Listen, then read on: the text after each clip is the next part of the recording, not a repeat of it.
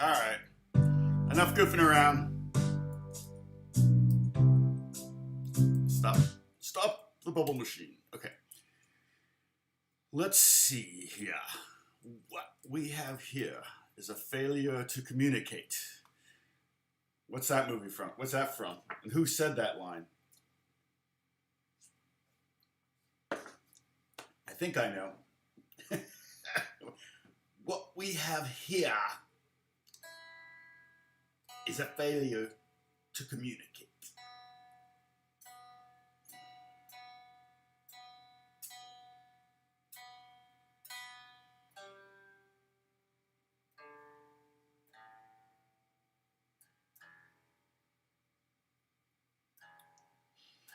All right, let's see. All right, pretty close. Good morning. Okay, so let me say hello. And how was everybody's weekend? Everybody okay? Where's Sam? Sam's not under the knife this week, is it? Is it this week or it's end of the week? I don't know. Holly, hey Holly. So do we have all of our moderators? Where's Dennis? No Dennis yet. It's all right. Hey Bruce, Brett Houston, good to see you. Oh, that reminds me, I gotta try to find. And there was also someone named John Bryant, and I went to high school with someone named John Bryant, who was a really good guitar player, and then he just disappeared. And I don't know John Bryant.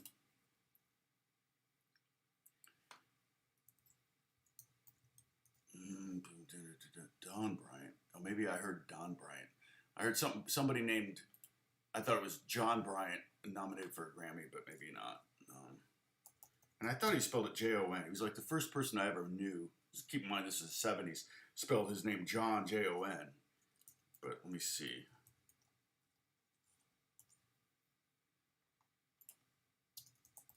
I mean, he was a really good guitarist.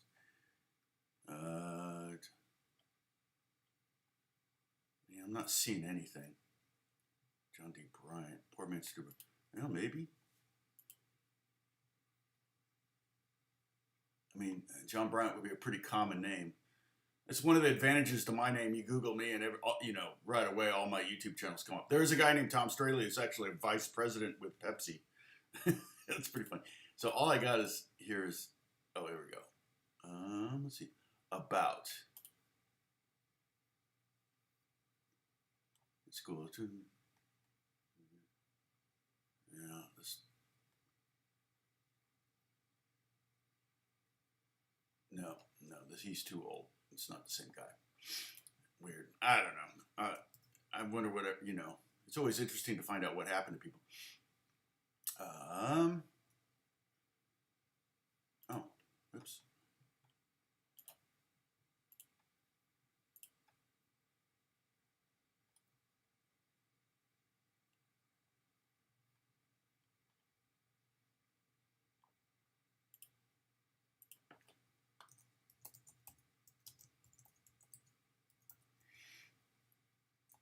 Someone's recommended me on Facebook to play oud. I'm nervous. It's funny. See, is that person trying to friend me though? I don't know. Facebook can be good for that kind of thing. I follow a lot of composer forums and things like that. You got to use these when you're trying to be a professional musician. You got to use all the tools at your disposal, and forums can be a really good tool for that. and I'm a tool, so. All right, let's see. Okay, I'm sorry. I'm gonna get back to saying hellos because it's okay. So, was I at the Grammys? I don't think anybody was at the Grammys. My friend Andrew Watt won Best Producer of the Year, and he showed himself sitting on a sofa watching it on TV. And when it was announced, he stood up and cheered. And Josh, my friend Josh, I think was at home, and he won a Grammy, and they threw confetti at him. So, so yeah, I've never been to the Grammys. I am thinking about joining the. I could be a voting member. I've played on winning records. I've been on Grammy nominated records. Last year, my name was fraudulently on a song that was nominated for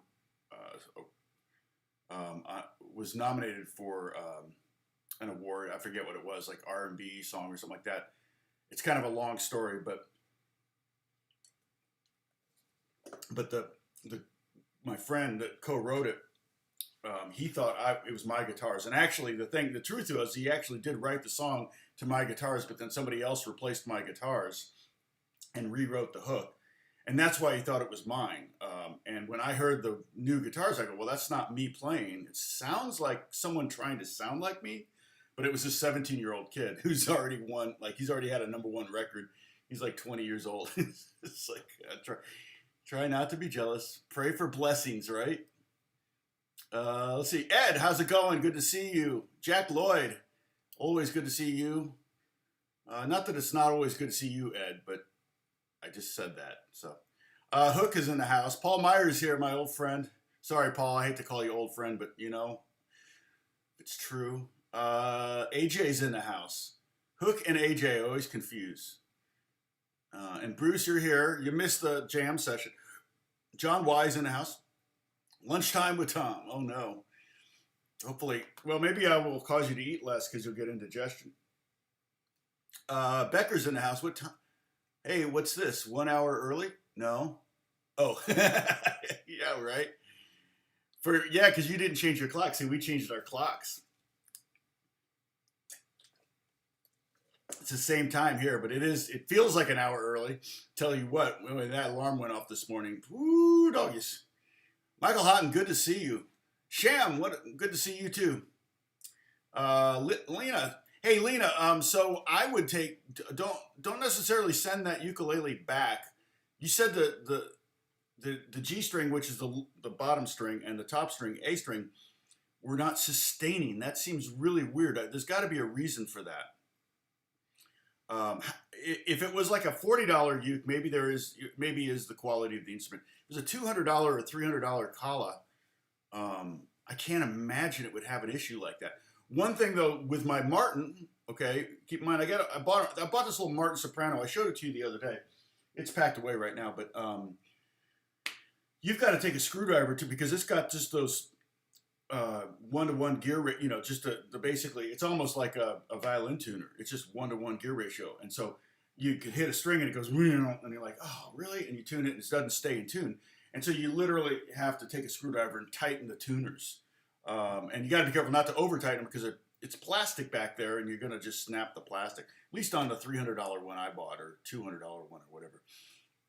I didn't get the S1, which I should have gotten, but for years I kept seeing vintage S1s for like $500 and now they're $15,000 to $3,000. And I'm like, I should have bought one when they were $500. But that seemed like a lot of money for a ukulele at the time. So let's see, who else is in here? Let's see, Becker, today we're having dinner early. Okay, well that works out then. Oh, weird. You do the time shift too. It's actually really nice because when Beth gets home, it'll still be sunny, which is good. Damaged. Sir Martin is the warden, a.k.a. Tommy Chong, Dad's up and spoke. Sir Martin, is that what that's from? No, I think that's the parody of it. I think it's Cool Hand Luke, and for some reason I have Jackie Gleason in my head, but that may be because I'm thinking of let's see.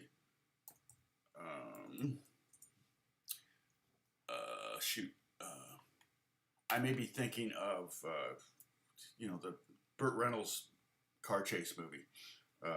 Cool Hand. So I think the Tommy Chong one is a parody. They're parodying the classic Cool Hand Luke. Oh no, but it is Strother Martin. So it would have been Strother Martin. Let's see. Yeah, because Captain. Oh, oh, I see, I see, I see.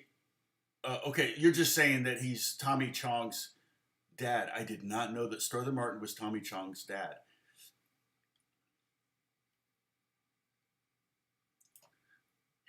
You turned 60. Hey, I turned 60 in July, Paul, so I'm right behind you. Happy birthday, by the way. Everybody say happy birthday to Paul. Hope you had a good one. Celebrations are really kind of jacked up right now because of COVID. It's no fun. $60. I already returned it back to. Oh, okay, okay. Amazon makes it really easy to return it.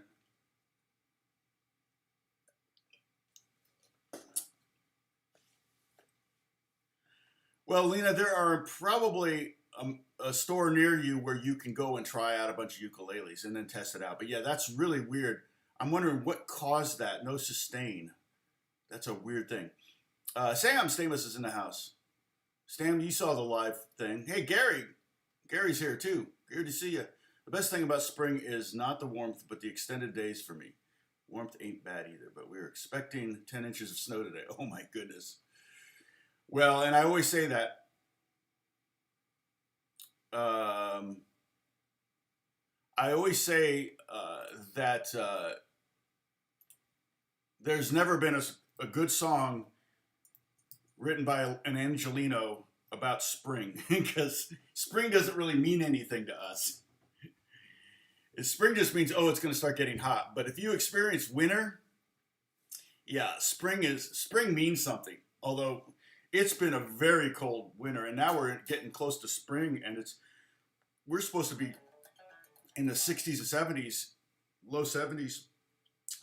Beth had ice on her windshield a couple days ago.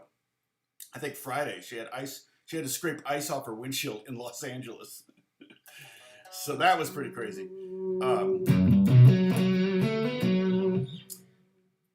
Holly's sugar daddy turned 75. He doesn't look 75. I saw him for a minute in that Zoom chat. He looks my age. Tell him he looks good for 75, for crying out loud. Oh, wait a minute. Your stepmom. I'm sorry. I thought you said your husband. I saw my hubby and I read, sorry. So he is my age. Okay. Wow, all in the same week? Oh, no. Oh, all during this. Oh, yeah. Big. Oh, I see what you're saying, Holly. These are big numbers, 75, 80, and 60. Yeah. Yeah, exactly.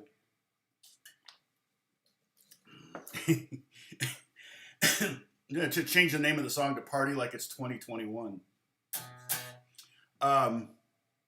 Sorry, Holly, my eyes are not doing me any good today. So, okay, so it looks like I pretty much said hello to everybody that's in the chat. Sorry to those of you that are just lurking if you don't feel welcome, but welcome.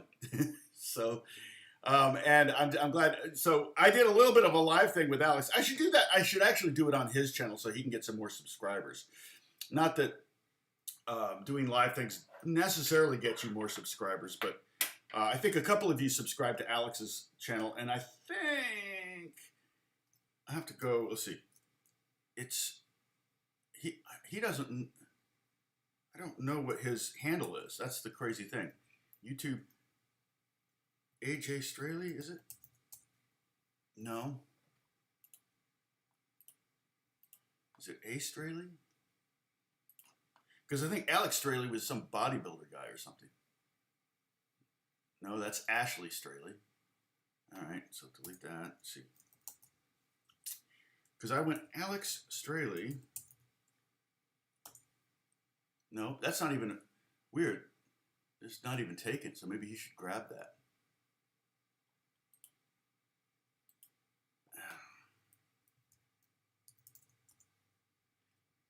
Anyway, I'll pull it up here, and you guys, anyone who's not subscribed to Alex's, go subscribe to it. He doesn't post very much, so it's not like you're going to get bugged or anything.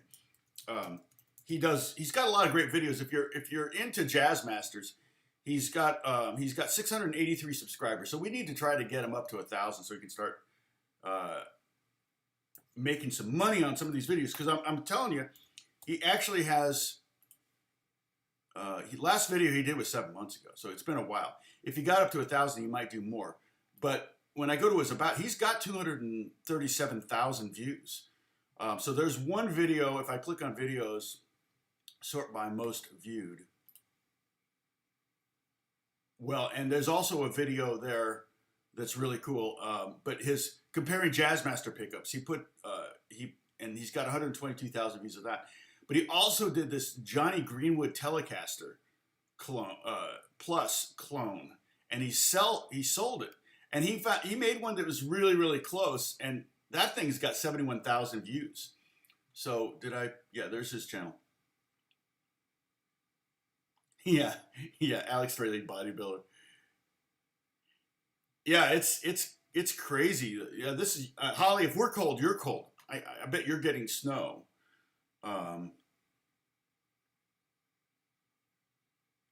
Wow, some parts of Wyoming got 52 inches of snow this past few days. That's crazy. A lot of people moving to Wyoming. I mean, a lot of people leaving California, period. So they're moving everywhere. Of course, it was low-key, Paul.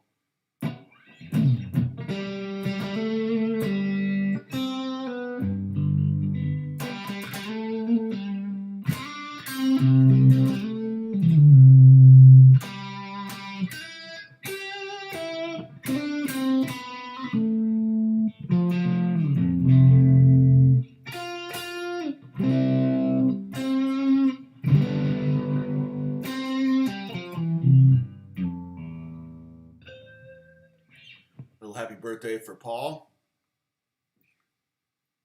Holly was probably cracking up when I was thinking her husband was 75. You look good for 75. Yeah, Holly, tell your husband he looks good for 75.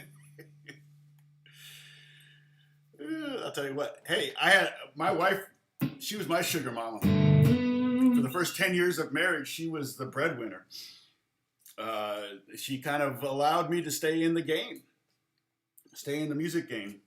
She didn't want me to do anything else. She did not want to be married to a man that regretted his life. My dad, unfortunately, didn't do what he wanted to do in life. He did what he felt like he had to do. And the good thing was he ended up with 3 kids that ended up being in the arts, which is what he wanted to do. He wanted to be a writer. And he hung out with very artistic people. Hung out with writers. He was a musician in college.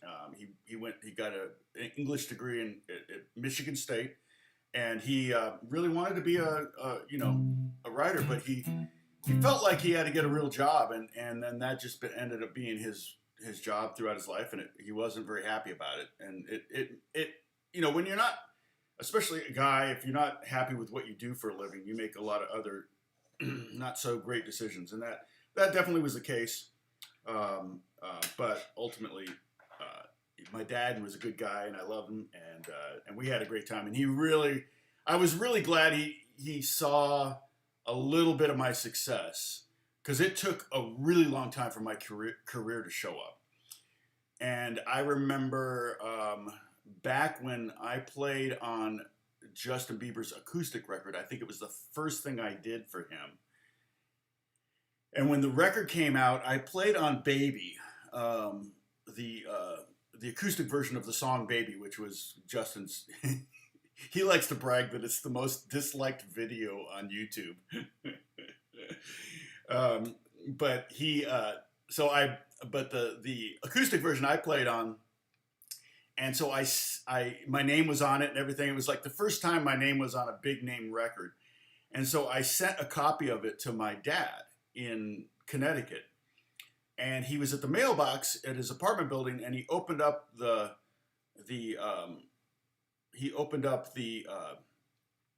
package, and there was another lady, an older lady, standing next to him, and she saw Justin Bieber. She goes, "Oh, Justin Bieber, he's wonderful. My granddaughters just love him." And my dad's like, "Oh, really?"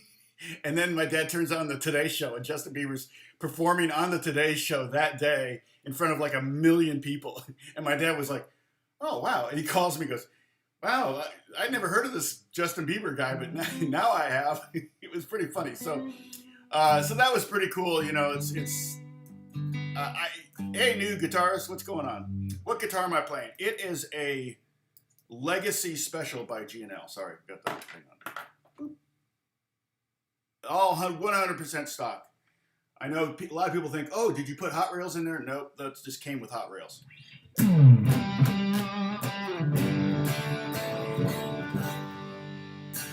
So it's got a really good rock sound. I like it for blues too. It's not really good funk guitar or clean soul guitar or whatever, but I'll use it. I got a gainy sound on right now.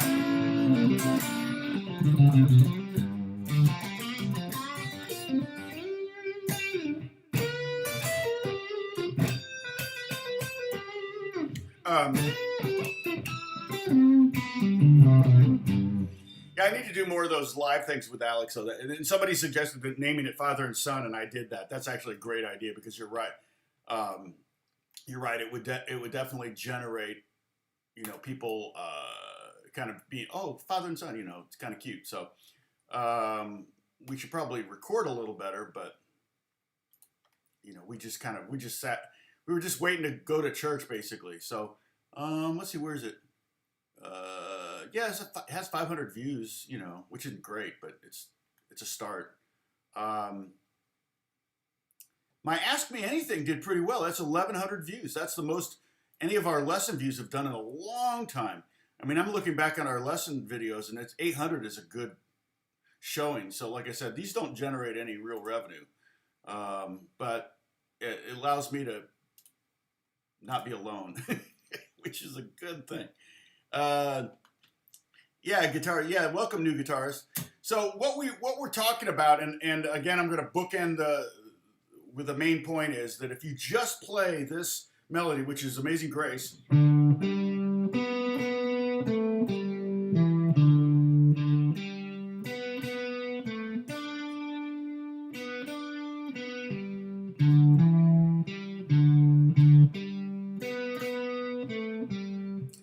if you play it like that with absolutely no embellishments, no personality, just about as dry as possible, my argument is that that's not music. That's just playing the notes. And in my profession, in fact, I've got some music to play. I'm working on Apex Legends this week, and this is some music for season 9. We're already on season 9. This is a lobby cue. So if you play, oh, Tal's in Michigan. I didn't know that.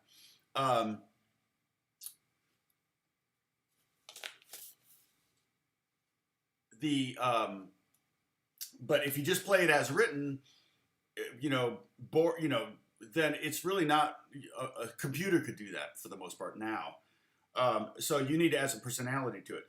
Same thing with just performing. You know, you don't want nobody wants to hear you just play. You know, they don't want to hear that. They want to hear. They want to hear you. They didn't come to hear a melody. They came to hear you play, and so you have to show up. And what defines you? Well, and that's the thing. Like I said before, I didn't think I had a sound.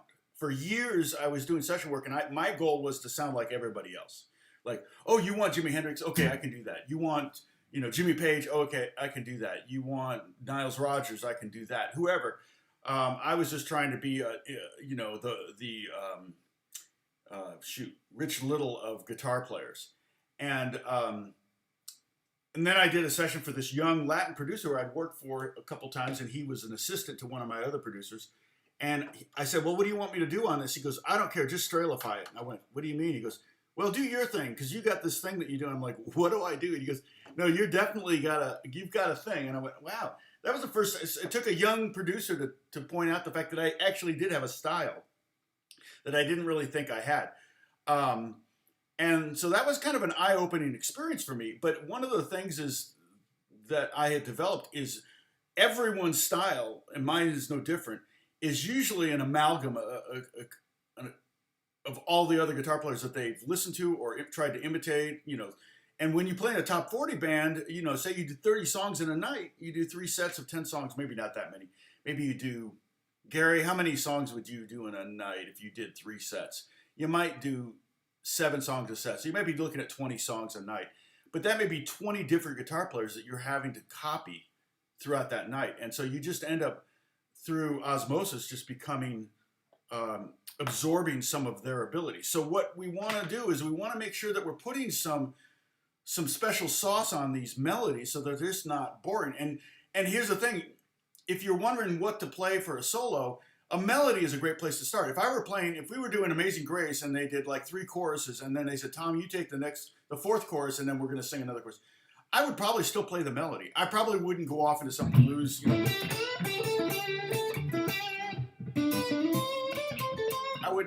I probably wouldn't start soloing over the changes like it's a jazz gig. I would probably keep the whole thing going, but I would do some variation on the melody that would propel the song forward, make sense musically, and then, you know, be emotional if I could. Hopefully, you can pull emotion out of people. You know, that's kind of cool. So we've been talking about some of the tricks, and we've been talking about neighboring tones. We've been talking about passing tones. So a neighboring tone would be like, if we did that, we're on the G note there. It's the next note in the scale. So that's why I wrote the scale up here in the upper, right up here. Boop, ding, ding, ding, ding. Okay. And that's so you can look at the scale and go, okay, we're on a G note. Of course, you have to know that. See, the tab and the music doesn't tell you what letter it is. You have to know that. But if we're on a G note, then the neighboring tones are A above it. And if you look at the very end, it says R, G, R. That's the root. The note below G is F sharp. So either one of those could be neighboring tones. And those could be notes that you could slide from, like that, or down. You could hammer on from, or pull off from. You could bend to, or reverse bend. Oops. Okay, that's a reverse bend where you pre-bend to the note above and then pull down to the note that you want to get to. They're hard because you gotta kind of know the tension of your strings and your fretboard so that you know how far to put. It's better to be a little flat than a little sharp, I think. Oh, thanks, Holly. 34 watching. That's awesome. 26. Oh, wow, that's a lot of songs in a night. Yeah, boy, Gary, you're in shape, man. That's hard work there. But it's fun, and I love going to see those, you know, singer guitar players at, you know, at bars and stuff like that, or restaurants. It's always fun to see them. I've seen some really, really good ones through the years. It's pretty amazing.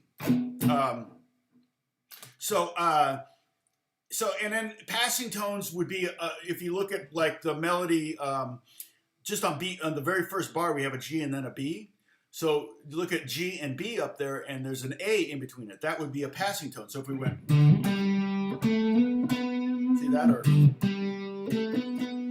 you don't have to. You can just play the note. You don't have to bend it or slide it or anything. You can. Right there, you've done an embellishment. The original melodies. Okay. Or the way I have it fingered here, but. Okay, so that scale tone, that A note, allows you to melodically kind of change a little bit of what the melody was to make it a little bit more your own. It gives you an option. You could also go above it if you wanted to. That would be a neighboring tone thing, but check this out. Right?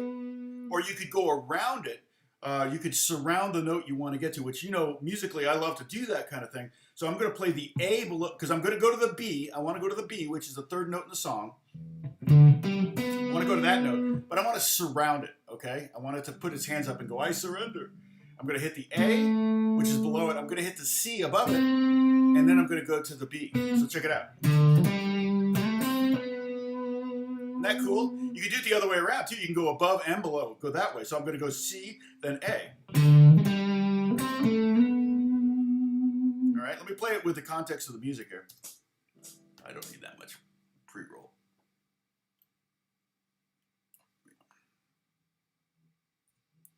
I have to turn down my guitar just a little bit,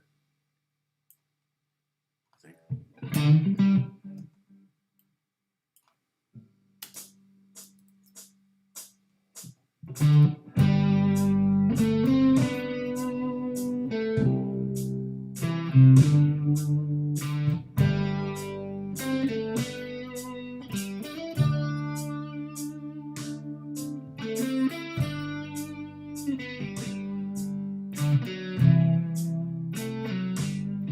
I messed up.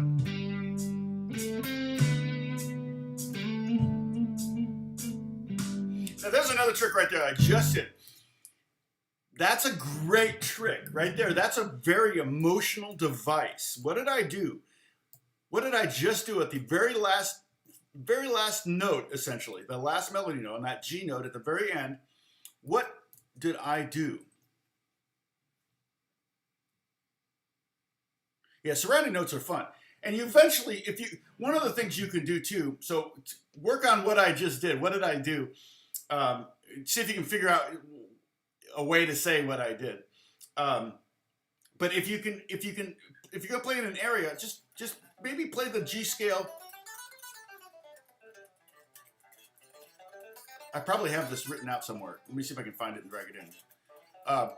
But you can play this G scale, so you have all the notes under your fingers that you're going to potentially use.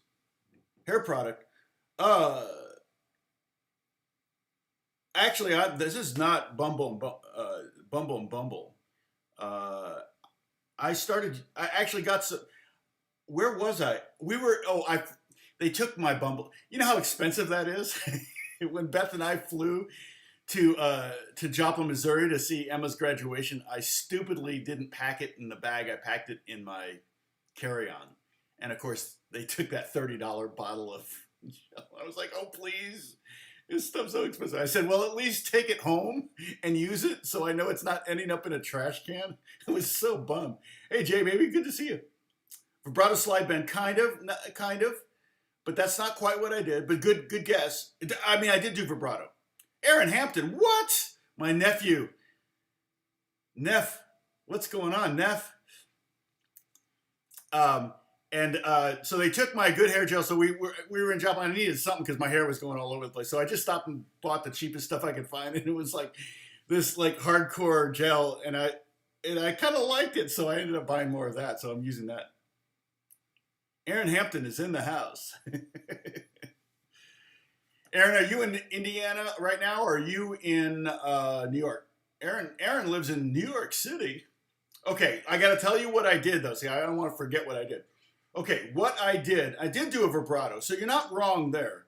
A vibrato slide. I didn't do a bend, but I did a vibrato slide.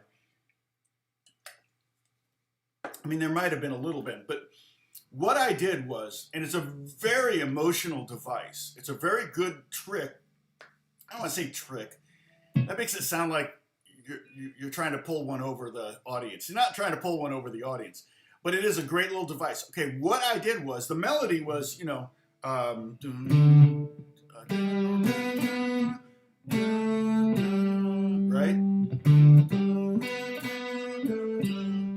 Okay. Well, what I did was, I played that, but I way delayed that last note. So I sat on, even though the chord is changed now to G, okay, if you look at the melody, that A note, that's a note that's in the D chord. So that note makes complete sense, right? But what I did was I sat on that A forever. I almost didn't resolve to the G until I almost had to go back and start the melody again. I'm going to do it right now. You can hear it. This may be loud, I don't know.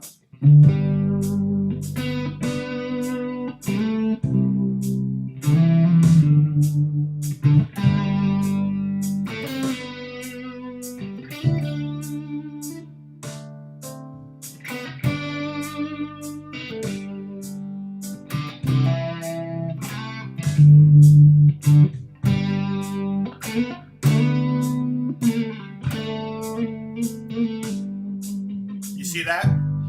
It's like this, you end up kind of creating this, like, again, what do I always say what music is, especially when you're writing songs?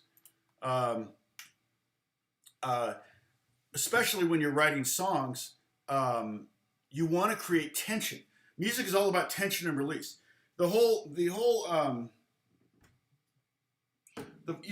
cadences, the G, the D to the G. That's a tension. When you're in the key of G, you don't want to end on that. You wouldn't end on a song on a 5. You could end on a 5 chord, and it happens. But part of that is creating tension when you do that. But you do that D chord, it wants to go to G. It's the 5 of the 1 chord. If we count up the scale, G, A, B, C, D. Remember, look at up here.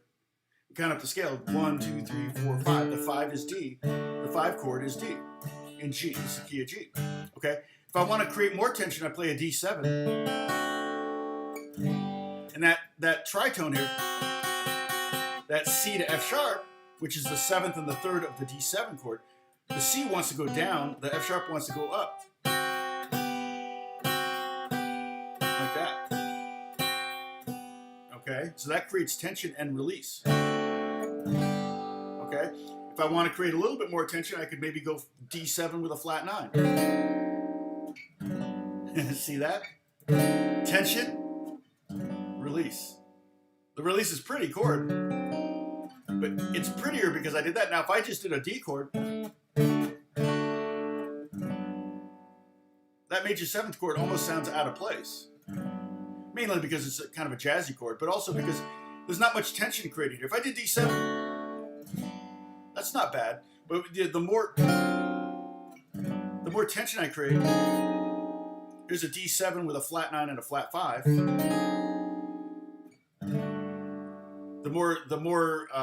The stronger the resolution. It's like you're going this far when you go D to G. You're going this far when you go D7 to G.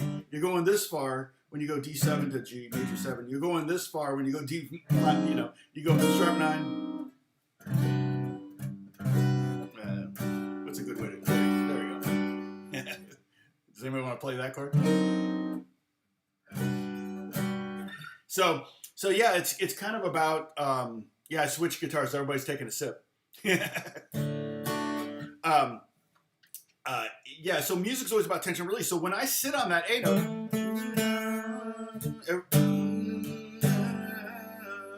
if I delay that note, I could do that throughout, but you don't have as much time as you do. You can see there's 2 spots where we have tied dotted 8th notes. Hey, Aaron, so I'm going, okay, everybody take a sip again. I'm going to switch guitars.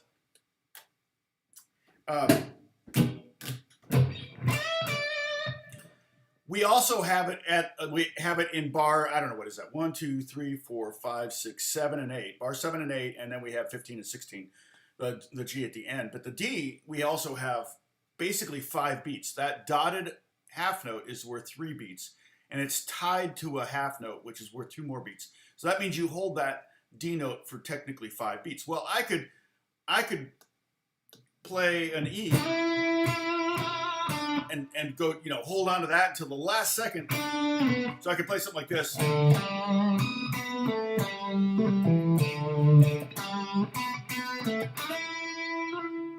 Right? You see that? It's a suspension, right? Isn't that a suspension? Remember we talked about suspensions.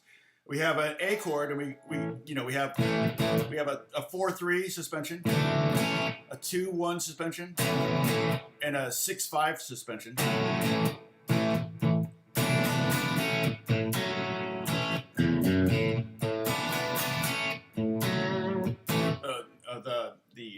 Was that Everyone Needs a Hand to Hold On To? Everyone. I don't know. It's a John Mellencamp song. Hold on. But there's those suspensions create suspense, essentially, and you want to resolve them, or they want to be resolved. You don't have to resolve them, but they want to be. What if I didn't resolve? What would that sound like?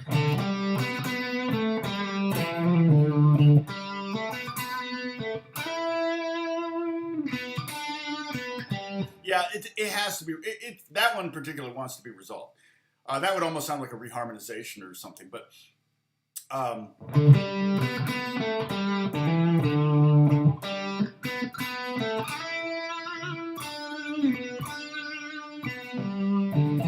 now you see what I'm saying. All we have are half notes and quarter notes, so it makes it a little difficult to do that too much. Like, you know, you don't have a lot of time to delay the note, to delay the melody note throughout most of the melody. But in bars, what was it again? It was 7 and 8 and 15 and 16. Those bars you have more time. So yeah, we went forward Sunday. I hate that. It's bad because I have to get up early Sunday morning for church, so it makes it feel real early.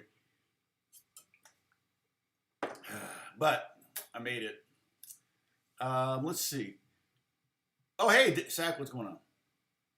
When I am practicing, a lot of times I touch other strings with my left hand. I don't know if there's a solution for that.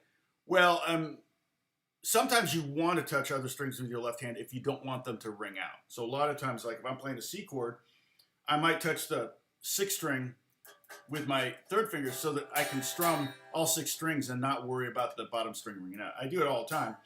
I may even bring my thumb over like this to mute strings. But if you're trying to play a C chord and your 2nd finger is touching the 3rd string and your 1st finger is touching the, it's easier to show on acoustic. If you're playing a C chord and your 2nd finger is touching the G string, then it's going to be dead. And if your 1st finger is touching, it's supposed to be playing the 2nd string, but if it's also touching the 1st string, you're going to end up with a C chord that sounds something like that. It's not going to be as full as that, and not as ringy as that.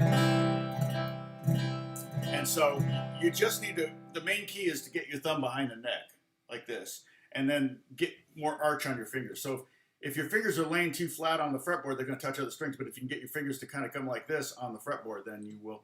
And also, like I said, the best thing you can do is probably take some private lessons. So find someone who teaches lessons and take lessons, or play with it, jam with someone who's better than you, and they can go, oh, you need to bring your thumb back. Now, it's a classic case of do as I say, not as I do, because I can play a C chord no problem, no matter where my thumb is.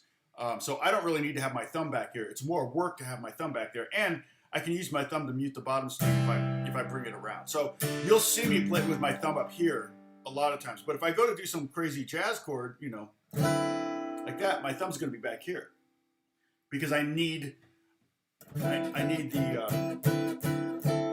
thumb to be back there to have the what's the word I'm looking for? The dexterity, whatever. Oh, John asked me a question about Cage. Hold on a second.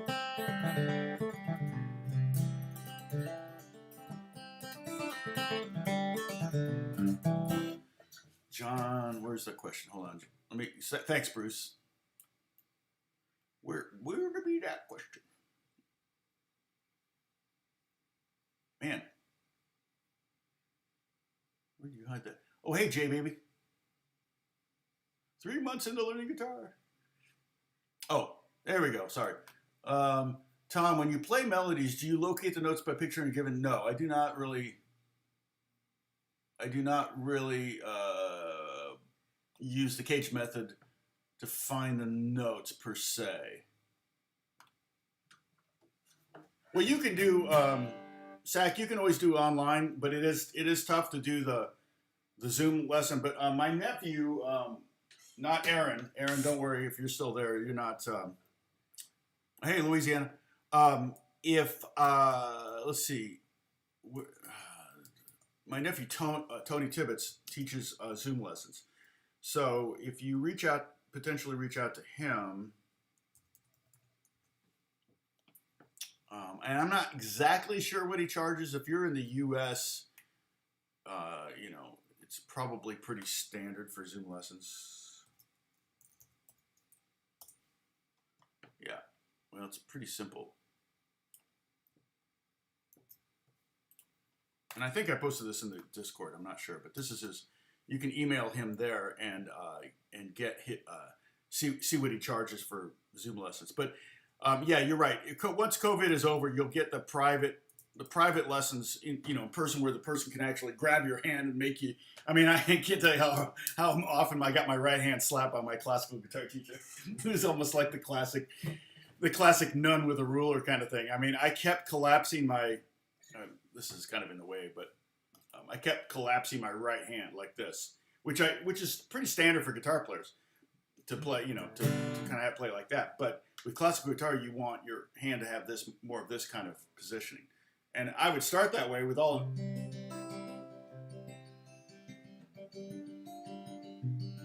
I would end up like that. And he would be like, grab my wrist and pull it. This is funny.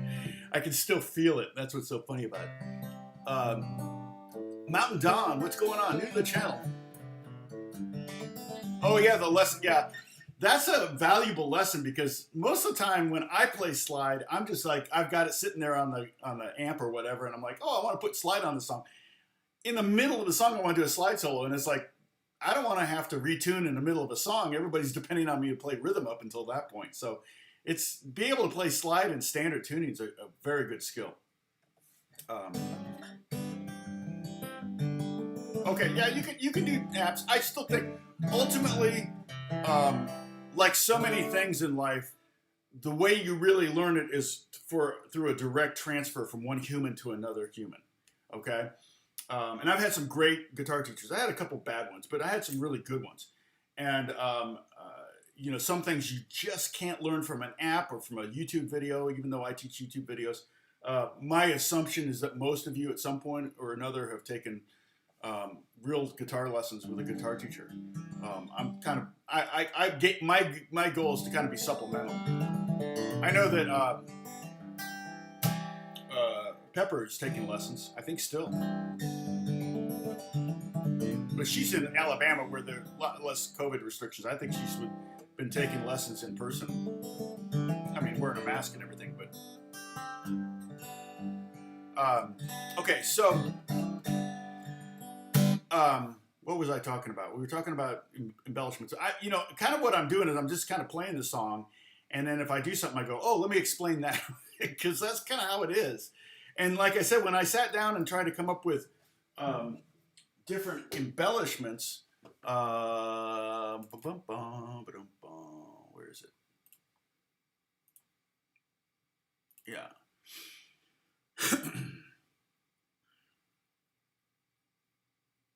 Come on. There we go. Let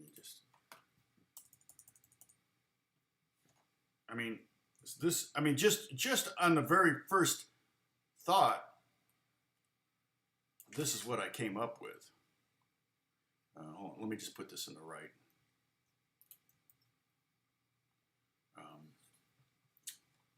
Folder, okay, so that Whatchamadoochit knows where to find it. Okay. OBS, that's what I was trying to think of. That's the Whatchamadoochit. Okay, so I came up with all of these. You see that? Passing tone, neighboring tone, leading tone, slide up, slide down, bend up, bend down, or release bend. Appoggiatura, double appoggiatura, trill, mordant. Now I'm trying to remember what a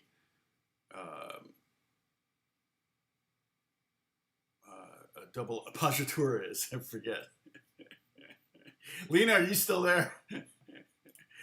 Write me an example around a G note of an appoggiatura, because I'm trying to think of what an appoggiatura is. A whammy bar up, a vibrato, and a note flourish, which I couldn't think of a name for that, but you hear me do it all the time. One of my favorite tricks, and I got it from B.B. King, he does it. I don't know if I got it from him, but I probably got it actually from a friend of mine that was imitating B.B. King, if that's any, if I'm going to be completely...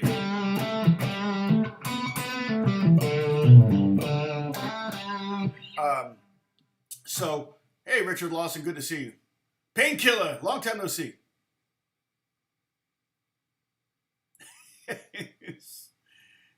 Yeah, exactly. Interaction with a human teaching face to face is yet to be surpassed. I mean, I've been told, like, I want to learn flamenco. Well, the flamenco masters say you have to. Maybe they're just trying to drum up business, but they would tell you have to actually literally sit with a room. And my dream would be, and it's not going to happen, but my dream would be to spend a month with a, just with a teacher. I don't care if I have to pay him 5-10 grand for the month or whatever, just to sit and every day be with him till I have it. That may not even be possible at my age. It's just as far as learning an entire new style. For the time being, I'm learning from the books and from the videos and all that kind of stuff. And for TV and film and a lot of stuff that I do, even the game stuff I do, my level of skill on flamenco is enough to sell it. I would never do a flamenco record. That's where people start to discern whether you can really play or not, doing it on a record. So,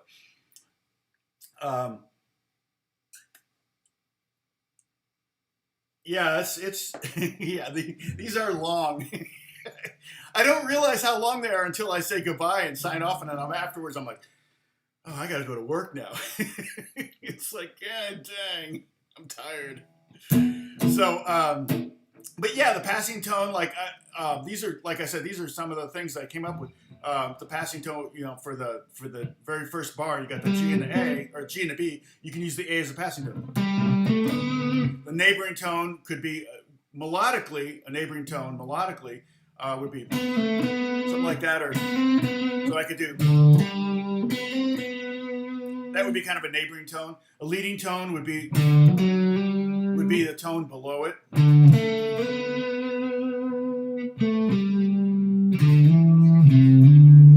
That would be kind of a leading tone. Leading tones to me are generally one fret or half steps, like the F sharp to G.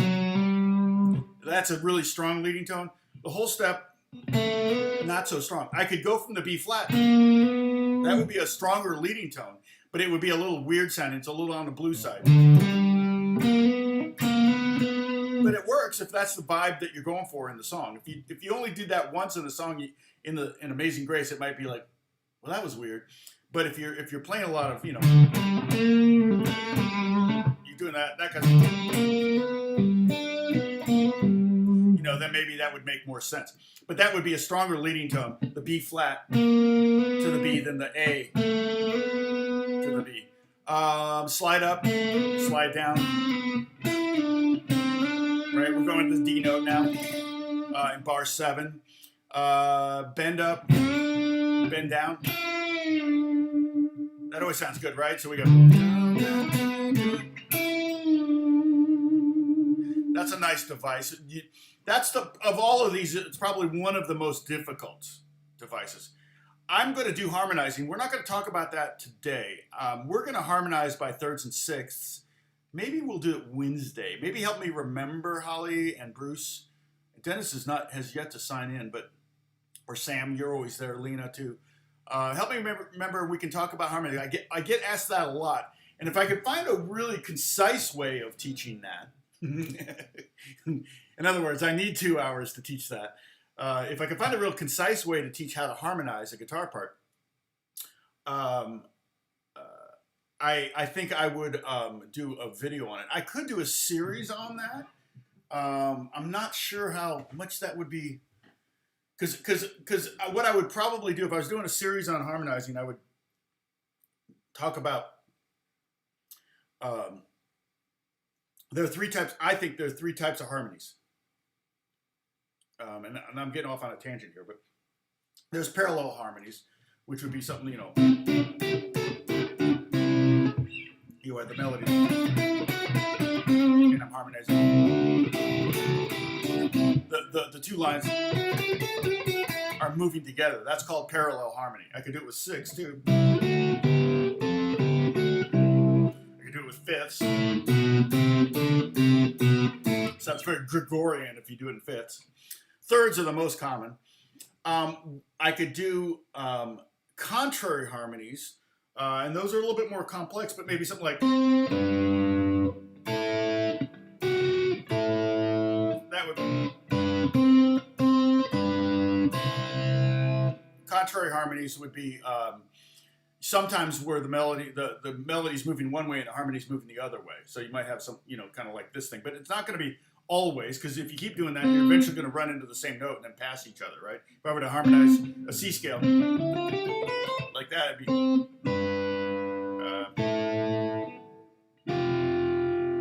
I'm just going to be. Let's see. Oh no. It's just going to sound like you know. But there are times where you're going to have contrary movement, and so all of these can be intermingled with each other. You could have parallel for a couple notes and then contrary for a couple notes and that kind of thing. And then the static is where one note stays the same and the other stays move. I always think of the Beatles song.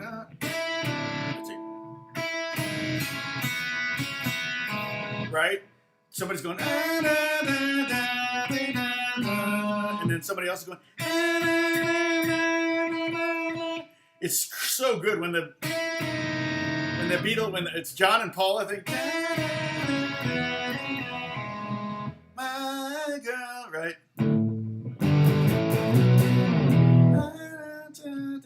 It's such a great harmony.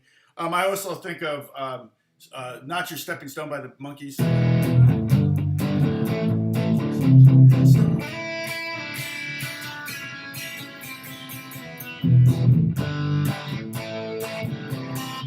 I always think of that one too. And even if you look at the chords, E, you got an E, and you got a D, G, you got a D there, and you go to A, and you got that C sharp, and then you get the C natural. It's like.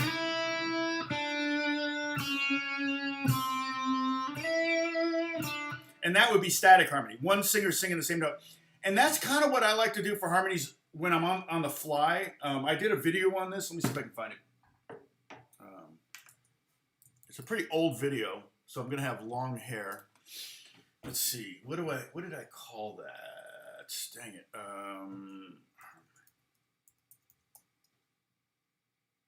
No.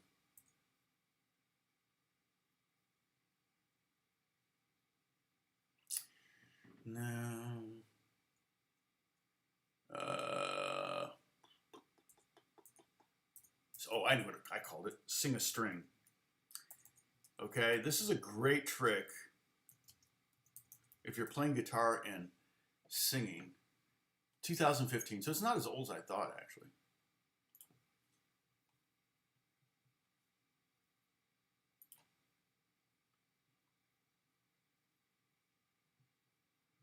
Okay, here it is, here. And I'm going to show you that trick, just because I mentioned it, so I'll show it to you. I'm losing people. I start singing and the viewership goes down. Dang it. I'm going to add some hashtags here. Sorry.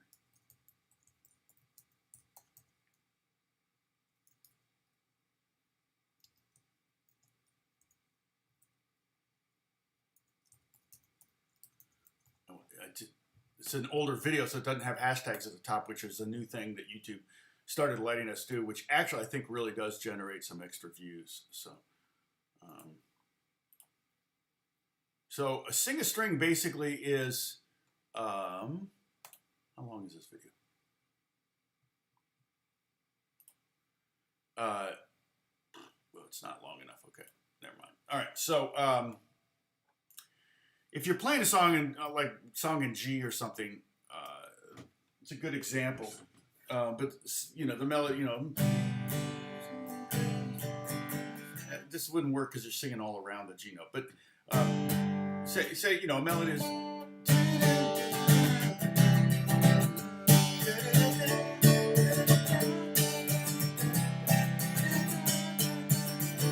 The melody's up there somewhere, okay? As a guitar player, like if you want to harmonize, you got to get the words down. You got to know the words. But if you want to harmonize, and the words are da da da da, just pick a string. And in this case, I'm going to pick the G string. No, all right, junior high brains out there, you can make your G string joke now. To put, oh wait, what's going on?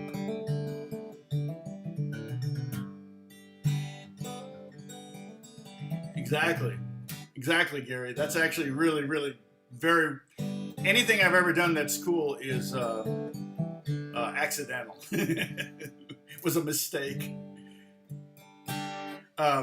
So yeah, exactly.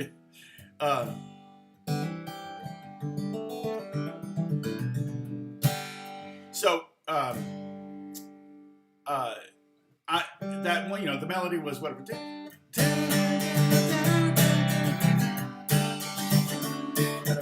You know, whatever it is. I could sing.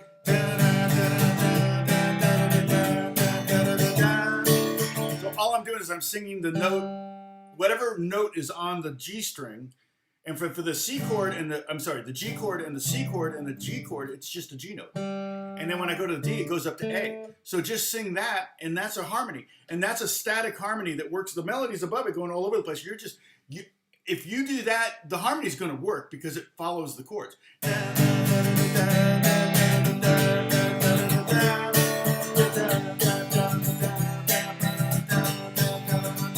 that's a starting place. You could move it around from there.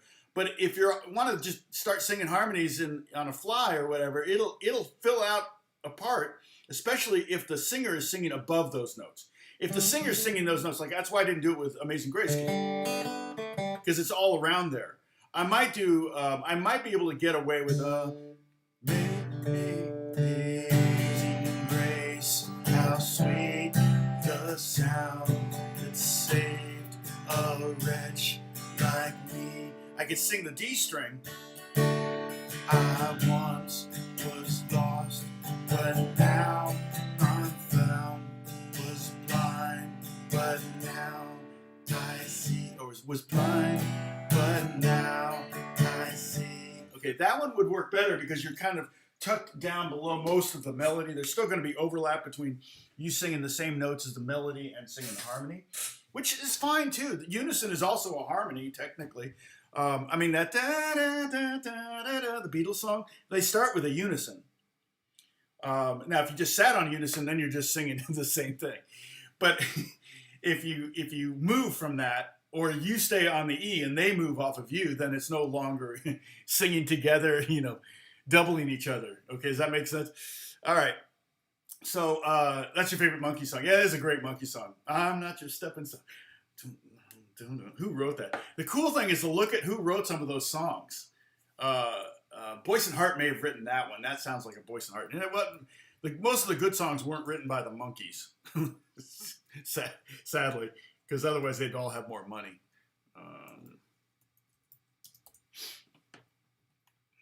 Not your stepping stone. Touch my face. Everybody take a sip. I mean, particularly the first record. Wow, their years active are all over the place. Are they technically still present? That's weird. Discography, here we go. The Monkees, the first, more of the Monkees, Headquarters. It was when they started doing, later, they started doing some weird, you know, like their own, when they insisted on writing their own music, it was pretty good. Lead vocals. Oh. Theme from the Monkees. See, now why don't they have... Oh, all tracks were written by Boyce and Hart. Okay. Wow, so Boyce and Hart were big on this, but so they wrote Boyce and Hart wrote, Tommy Boyce and Bobby Hart wrote theme. They also had a duo, but it didn't do very well. David Gates wrote Saturday's Child, which is David Gates from David Gates from Bread, the group Bread, who's actually one of my friend's his uncle. I Want to Be Free was the Boyce and Hart. Carole King, Take a Giant Step. That was Last Train to Clarksville was written by Boyce and Hart. I'll Be True to You. I don't know that one was written by Goffin and Sweet Young Thing, which I don't know. That was written by Goffin and Carole King and Michael Nesmith. So, but I think it's the second record that even had more. Okay. So Boyce and Hart, Neil Sedaka, Michael Nesmith. Neil Diamond wrote Look Out Here. Let's see. I'm a Believer was written by Neil Diamond. And that was, you know, back when he was a songwriter. He wasn't an artist back then, really, for the most part. Cherry Baby was probably one of his first hits. But yeah, he was really kind of the Brill Building in New York. I think he worked at the Brill Building. Let me see. I got to find Boyce and Hart again. The Beatles started writing stuff, but they didn't really have any hits once they started doing that. Oh, Shades of Grey, which was one of their marginal hits, was written by Barry Mann and Cynthia Will. They wrote a ton of songs together. I mean, their most famous songs, I mean, going back to the 59, You've lost that loving feeling. I mean, are you kidding? We got to get out of this place by the animals. Made some pretty big smashes. He's 82. He's still alive. Born in Brooklyn, and he was probably part of the Brill family thing. I mean, the Brill building thing. Anyway, way squirrely here. Sorry. Do you have any thoughts on Hendrix Monkeys collaborations? Did they do one? Let me Google that.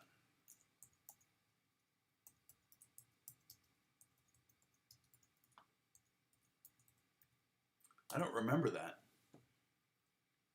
Was he on their his disastrous tour with the Monkees? That's funny.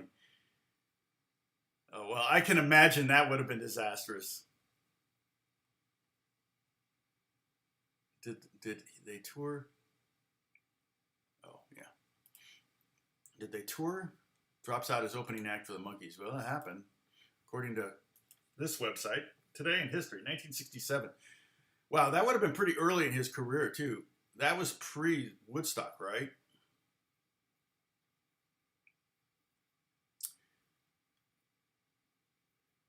Interesting. Well, it is the History Channel, so that makes sense. I mean, it has some credibility then. I say some, but...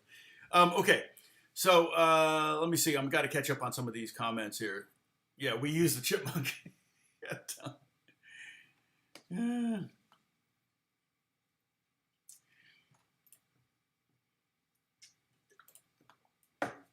So, yeah, so there's a lot of, some more tools here. Oh, the chromatic turn. So a turn is surrounding neighborings. So a turn would be like this. So you actually start on the melody note. You go above it, you go back to the melody note, you go below it, and come back to it. I think that's a turn. Oh, and I don't know if Lena told me what an appoggiatura was. I can look it up. I just forget. That's a turn, I think. You could do a chromatic turn. Really kind of weird on the G note, but over the B note, it works fine.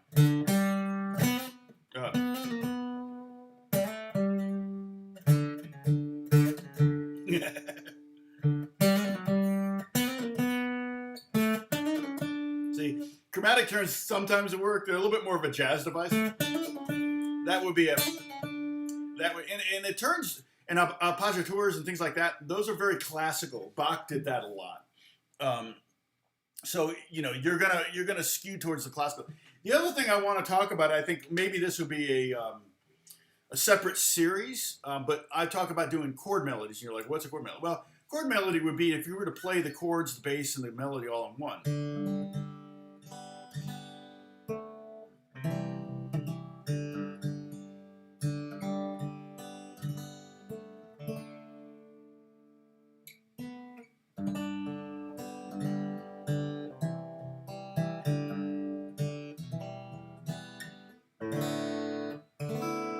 Whatever. Okay, but I could also do a little bit. If I took it up an octave, maybe.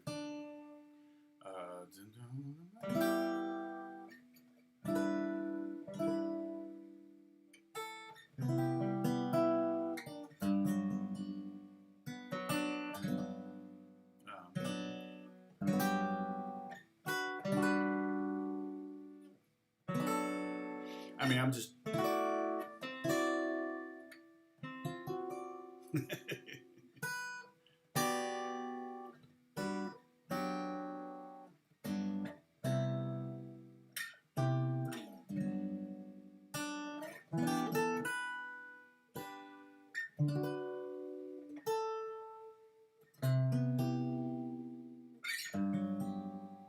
That would be harmonized.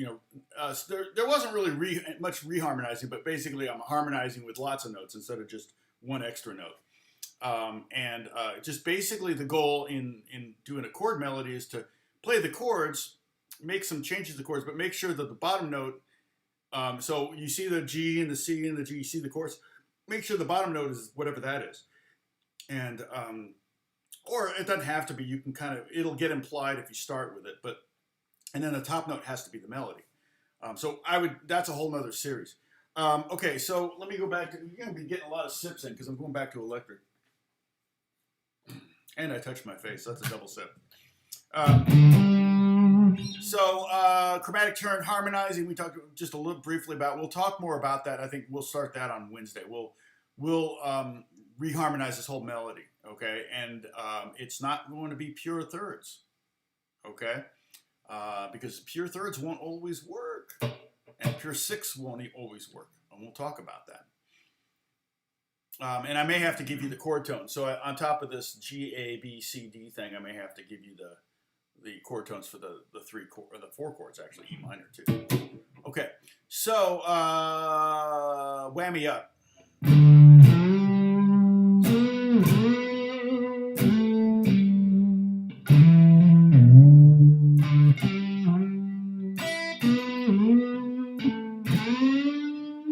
Now that sounds kind of dorky, but that would be a very surfer kind of way to play it, right?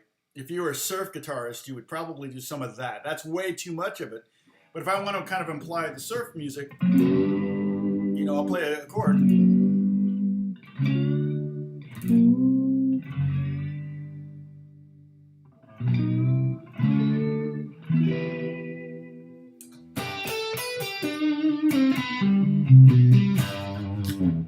If I want to play the C chord, then, if I want to play, kind of a Hawaiian thing, I'll just kind of make the chord, push the whammy bar down a little bit, hit the chord, and slide it up. So that's what I'm doing. I'm pre-pushing the whammy bar. Now I can do a whammy vibrato too.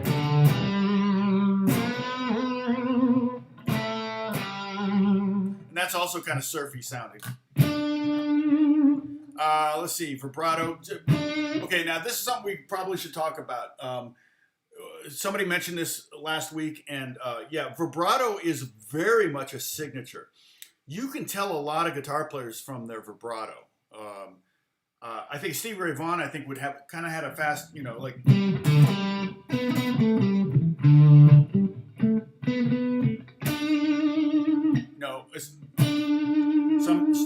So let's take that D note, because that's now if you're playing acoustic, it's a little bit more difficult.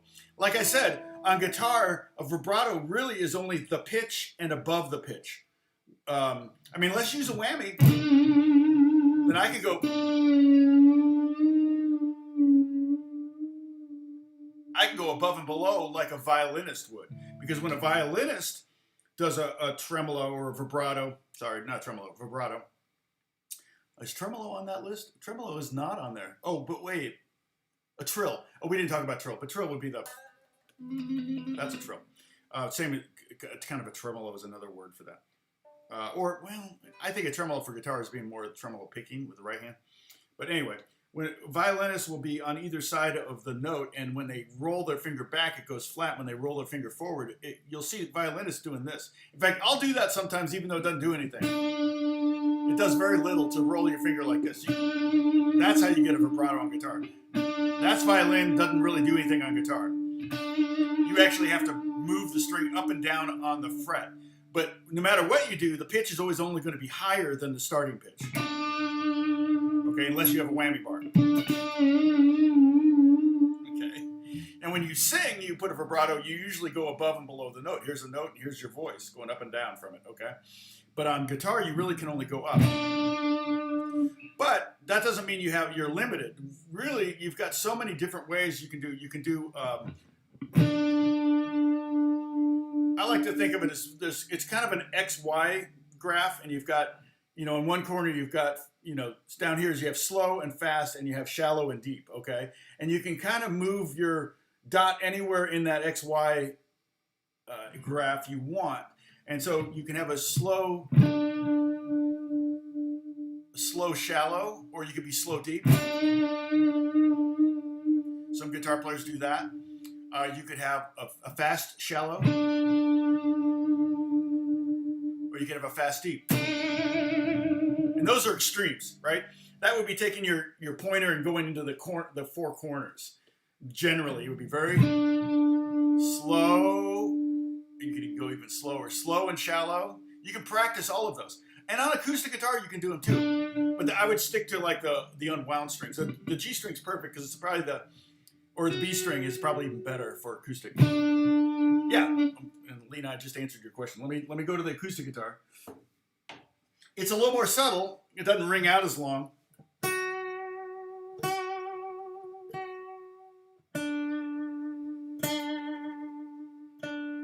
So you can go with kind of a slow, subtle, slow, shallow. Let's see.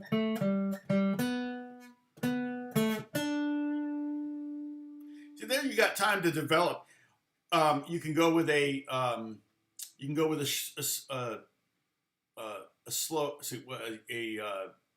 a slow, not subtle, deep, shallow, slow, deep. Slow, deep would be something like that. Fast, deep would be, and then a fast, shallow would be very subtle, but fast. But here's the other thing you can do. You don't have to stay with there. You can move it, okay? Now, I don't know if any of you know what a Leslie organ is, but or a Leslie cabinet for an organ. A B3, Hammond B3, most B3 players will play through what's called a Leslie cabinet. And what it is it's a spinning cabinet. And you can lock it so it's not spinning, but you've all heard the sound. And I can do it here. Let me show you.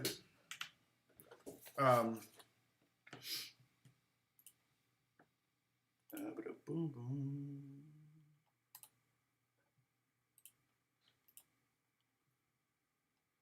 Organ, where are you? B3. Let's just go with maybe this one.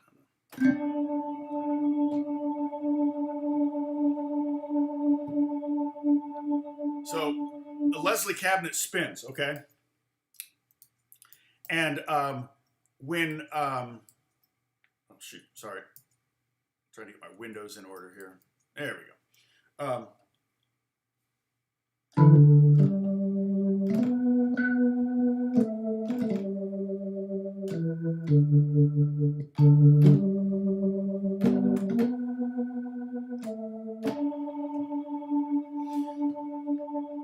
So the Leslie has basically two speeds, slow and fast.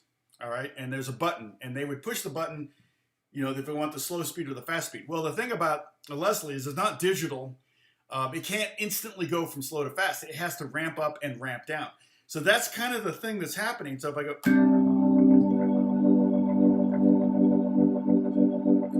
now it's faster, and now it's slow. I don't know if you can hear it. It's pretty subtle. I wonder if there's a. Let's see. I can maybe change the rotor cabinet. Let's see if I have drum balance. Oh, balance horn drum. I don't think that'll affect anything. Max rate. Let me go fast. Acceleration. I can adjust the acceleration. Oh, that is funny. The brake. I don't have the brake on, but.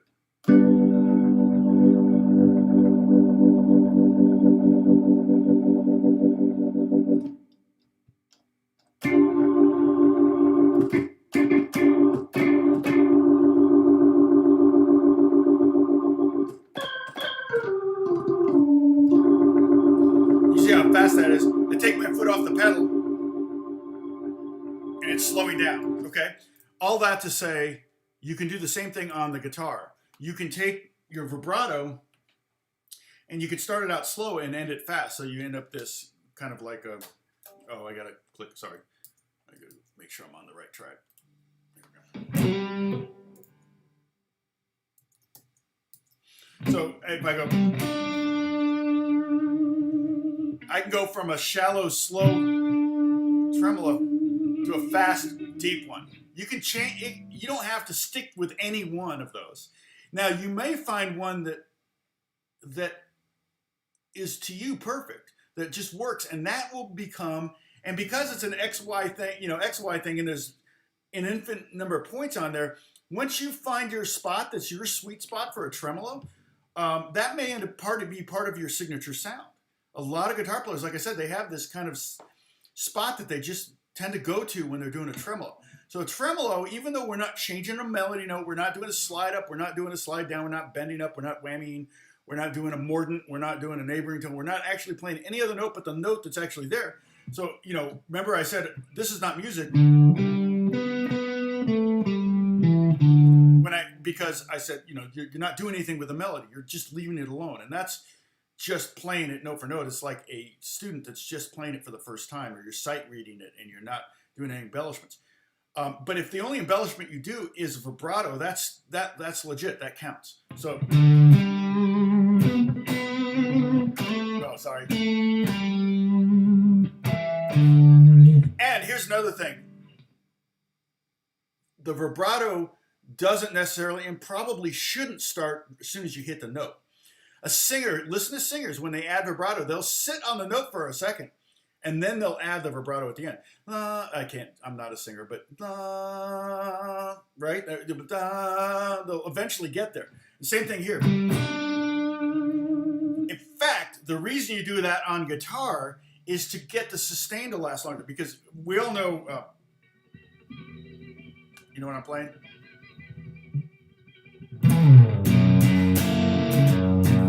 Right? So Foxy Lady, but he starts out he's just wiggling the string like this. He's basically doing a vibrato without plucking the string. And the reason he's doing that is to generate the sound in kind of a weird way. But that's a lot of times when you do a vibrato, your guitar players do it almost defensively to keep the note ringing out, because we got that last two bars of the first phrase.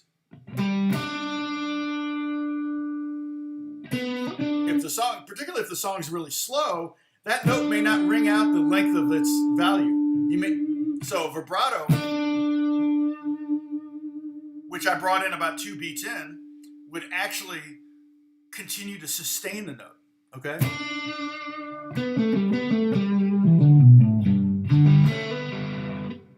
Yeah, tremolo, yeah. That would be a tremolo. I could do tremolo. That would be also very surfy.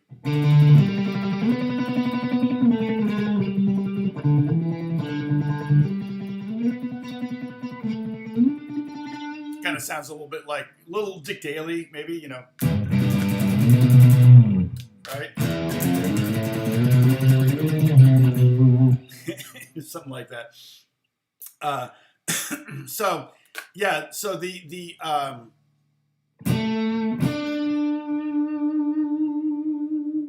vibrato is more pitch, tremolo is more, tremolo's got several, some people call this a tremolo. That's technically a trill, but most people know it as a tremolo, at least guitar players. But on classical guitar players, they know a tremolo is changing guitars again. You guys are going to get hydrated today.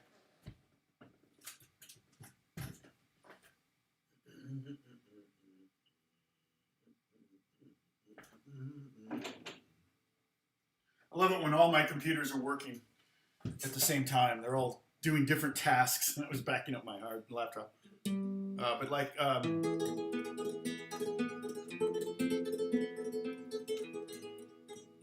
the famous, so was it?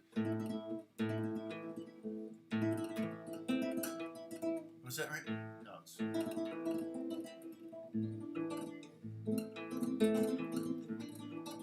I can't play it, but it's Recuerdos. The famous Recuerdos de Alhambra.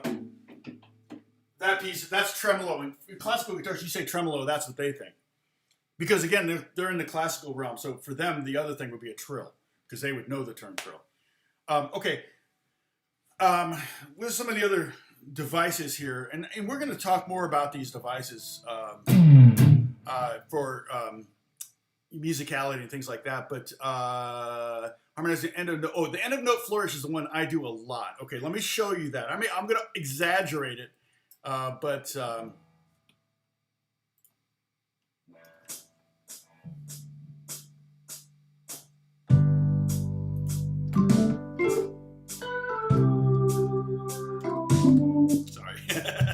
Wrong instrument. Okay. Now, start. 1, 2, 9.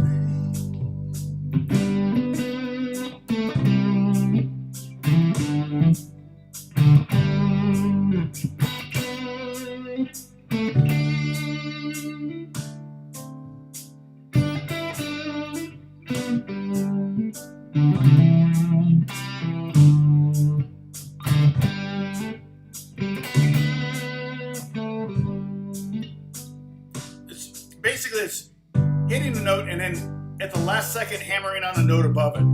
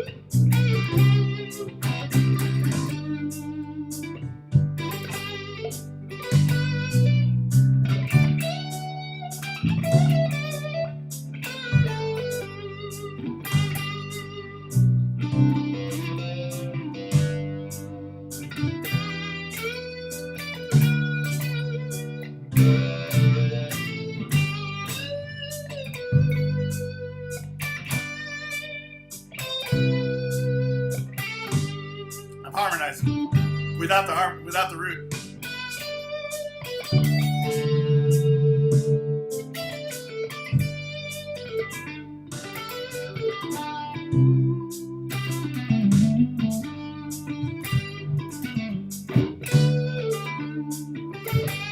Okay, sorry, that was a lot of devices in there. I mean, I'm thinking of many more as I go, and I'm like, I don't even know the names of some of these things. But like, I was literally just playing the note and then falling off. Oh gosh, I'm sorry, I can't get my windows in order. I'm jacked up. Okay, I was playing a melody and just falling off like the 4 or 5 pentatonic notes below it. So I was like going.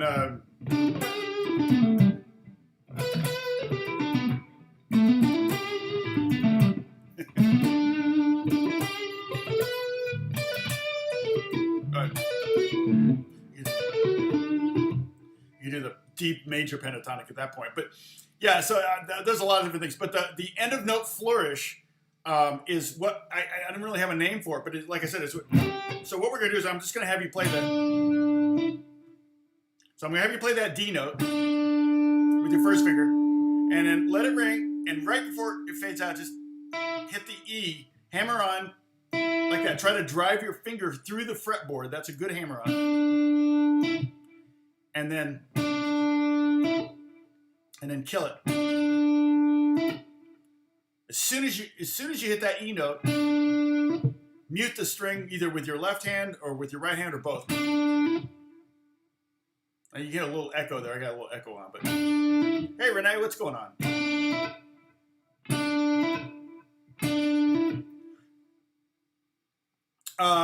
When you're doing a vibrato, you're hitting the neighboring string. You can put your finger on your right hand on that string so it doesn't, or above. You can put your pick. The right hand comes in real handy for muting strings. That's one of those things that you don't really notice that you need to work on until you turn an amp really loud and you realize, oh my gosh, all these strings are ringing out that I didn't know were ringing out. That's why I say practice loud. I really think it's a good idea to practice loud every now and then. You don't want to do it all the time. You don't want to kill your hearing, but did I put that video up? I did. Oh, I did. Okay, good. All right. And that's one of the tricks, because when you practice loud, you're not so intimidated by your guitar tone when you have to play loud at the gig. Because that's one of the things that happens. You practice quiet in your bedroom and you're like, oh, hey, I got this song down. And then you get to the gig and you play the song and it's like your guitar's out of control. It's feeding back and strings are making all sorts of noises and it's scaring you and the drummer's too loud and you have to turn up even more. And it's like, so you've got to kind of practice. That's what band practicers are for generally. Somebody asked me on that, Holly, on that question thing about ear protection. One of the best ways to protect your ears is also one of the best ways to damage your ears too, but it's to be playing with earbuds, and that's kind of what most pros do now, is they're playing with earbuds, and the the reason it can be damage your ears because you can turn it up too loud because you're trying to create energy that's not there anymore because the room is not filled with sound. You're not filling the room around you with sound. Your amp is in another place, and so you tend to turn those up so that you really have to be disciplined to keep the levels on your ears down and just accept the volume. But when you have really good ears, they're really closing off everything outside. And I have very, very bad tinnitus. So I'll talk more about that.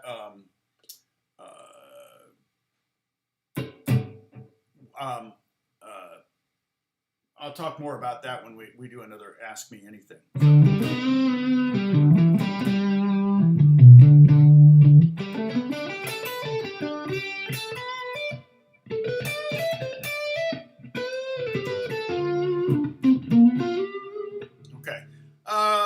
Pull-offs, yeah, hammer-ons, pull-offs, we've been talking about those already.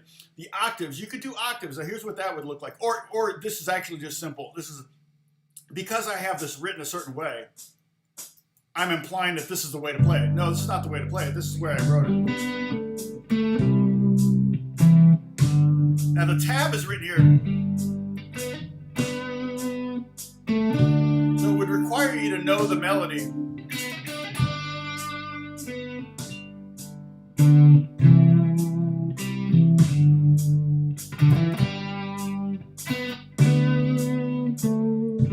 One variation is just knock it up an octave.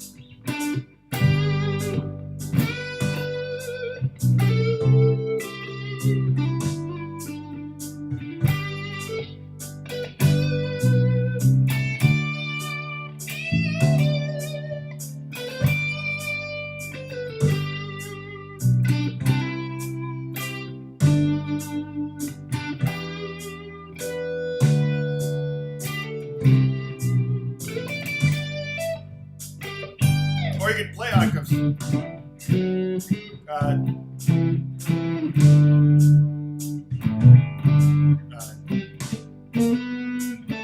we go.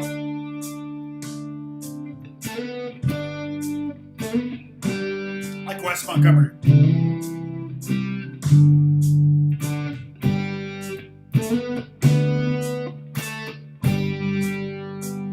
You can even displace them. Go.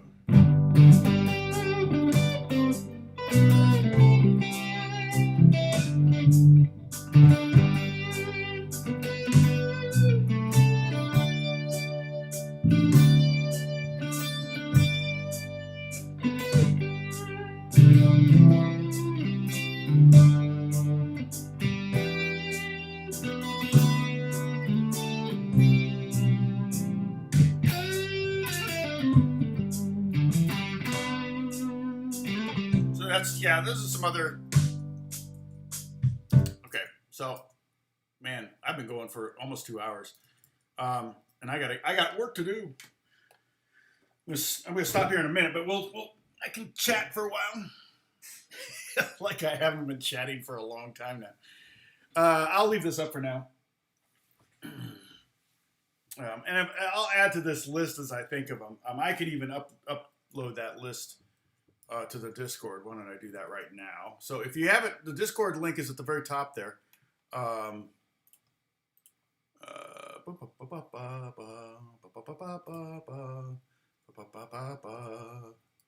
right, so I'm going to go to, on Discord, I'm going to go to Tom's lesson PDFs, etc., blah, blah, blah. And I'm just going to drag that little screenshot there into there. So you can have that. You could print that up and put it on your stand and then kind of go, okay, I'm going to play it now with passing tones. Now I'm going to play the melody with, you can print up the melody and you can print up the, I could make available to the jam track. I haven't thought of that. I just,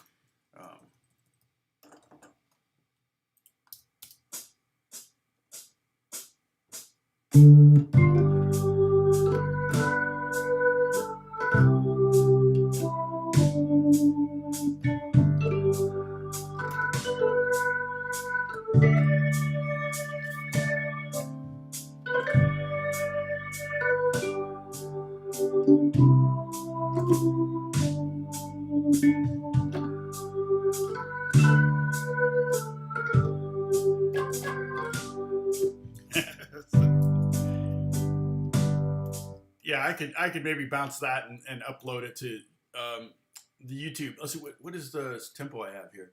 100. So I may do that. I can do that for you guys, and then I'll put the link to that when I have a chance. I may not be able to do it today because I'm working for Apex Legends today. Where are you all? There you are. Okay. Did it again. The OBS logo looks a lot like the Logic Pro, so I keep going to that instead of, there we go.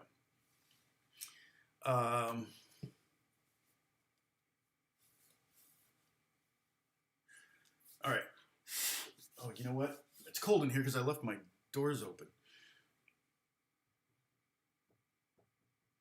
Yeah, but in vibrato on guitar is not, you can't go down unless you use a vibrato arm. Then you can go down. But on guitar, if you're using your left hand to do a vibrato, it can only go up. So ultimately, so that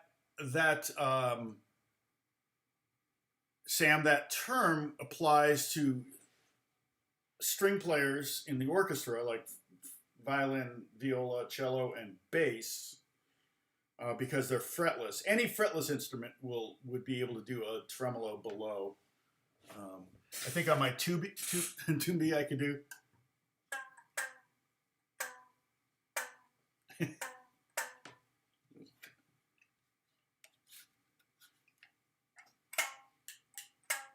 Maybe get it. I don't know. It's kind of fretless. I mean, you're playing on a broomstick essentially. It's like a really miniature broomstick bass. A whammy bar you can do below and above. Right. I've been saying that. Yeah.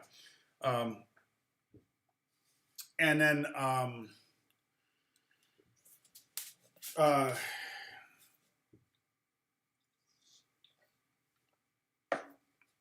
then trombone could obviously do above and below a note. I don't know about trumpet. I'm not sure if trumpet, when they're doing a vibrato, if it's above and below the note. I don't know trumpet well enough, or if the pitch is only above.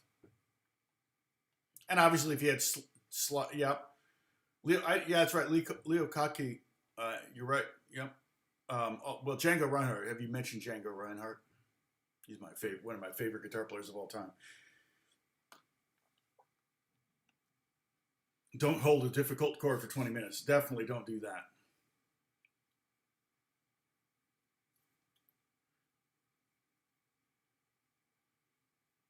Hello, Argentina. Good to see you. Jan Lemon. It's like John Lennon. That's an idea I have for a video. And I need to do some research on it.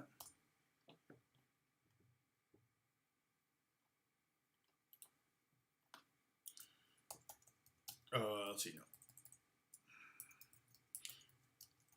And I don't think I will tell you, I'm not going to tell you what the video is going to be about. But I think it might be a fun one. And it might actually get some views. Trying to catch lightning in a bottle. My view count's kind of way down right now. And that's just what happens. Sometimes, And my number one video by far is getting pretty old. Although, like I've said before, my 8,300 views in the last 48 hours, which is not bad. I'm not complaining, but definitely affects the revenue. The revenue's way down. Let's see. If I go to my channel and I sort my videos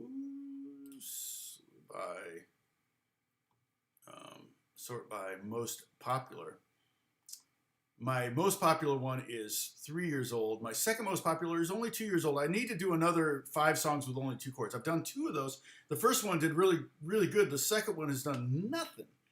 And then another video, 3 years old. My 4th most popular video is 7 years old. And my 5th most popular video is 8 years old.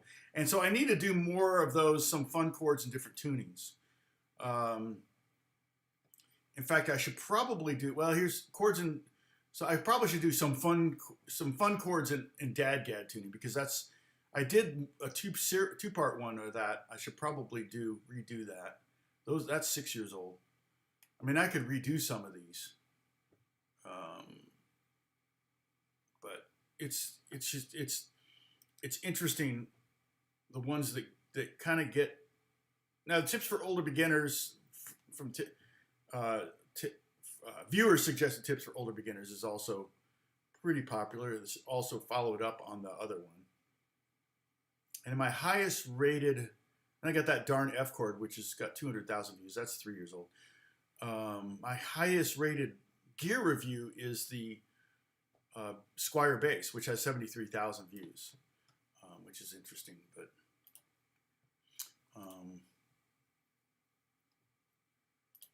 if I sort by views, 73,000. Yeah, what are the analytics on that? Oh no, here we go, back. I need to hit analytics on it. Where was that? Yeah, so it's you know, you kind of, the great thing about YouTube is they give you so much information you can really use to go, oh, okay, I should do another video like that.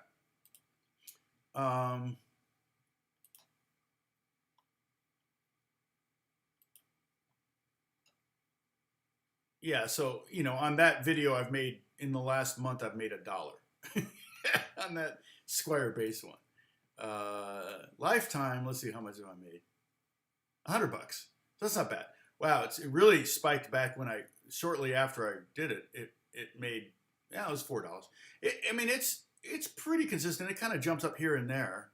Although the problem with that bass is I don't think they make that anymore. And so anytime a product is discontinued, you're not going to get views of that because nobody's like, oh, I wonder if I should buy this guitar. You can't buy it anymore. So that makes it difficult. I will probably do, and review videos are good. I will probably do more review videos once I start working with Sweetwater. If I head out to Sweetwater this summer, then I can maybe do some videos there. My thinking is that I would film a bunch of gear reviews and all of that. So I'm going to follow it up. You know, probably I think they have the facility for me to film there. I could do several videos there. So I'm gonna hit them up with an email and say, hey, I would love to come out this summer at some point and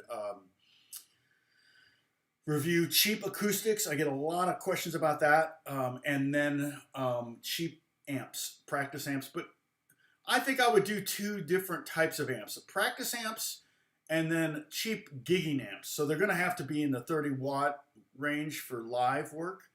And my gold standard would probably be probably a deluxe. I really, really hate twin reverbs. I just hate them. You're just awful. Although, you know, I have to admit, one of my favorite guitar tones of all time is Sweet Home Alabama, which was, if I understand correctly, it was Ed King, and he was playing his Strat through, and he has that Strat, or had that Strat still. I think he just passed away. And they actually, one of the YouTubers was with him, and they played it and everything. But I think they had a twin in the booth with them, cranked. So they said they were all dying when he played it. But he had it in a booth with him, cranked, so that he could hear the band, the music, and all that through the speakers in the studio, if I'm not mistaken. Pretty crazy. So, yeah, Sweetwater. So I've been, you know, working with Sweetwater for years now. And so I think I could potentially create dozens of videos while I'm there. I mean, it would be a long day. I'll probably just wear a black t-shirt and blue jeans so that they all look, I'm wearing the same thing. Because I'm going to want to pepper those videos out. I'm not going to want to all release them at once or people get mad. So, but I want to make sure that it's a product that Sweetwater's going to have for a while. I don't want to review a product that's going to get discontinued like the year after I do the review. So, so that may happen, and that would be great because it would give me a lot of content, maybe for the rest of the year or even into next year, that I could pepper throughout the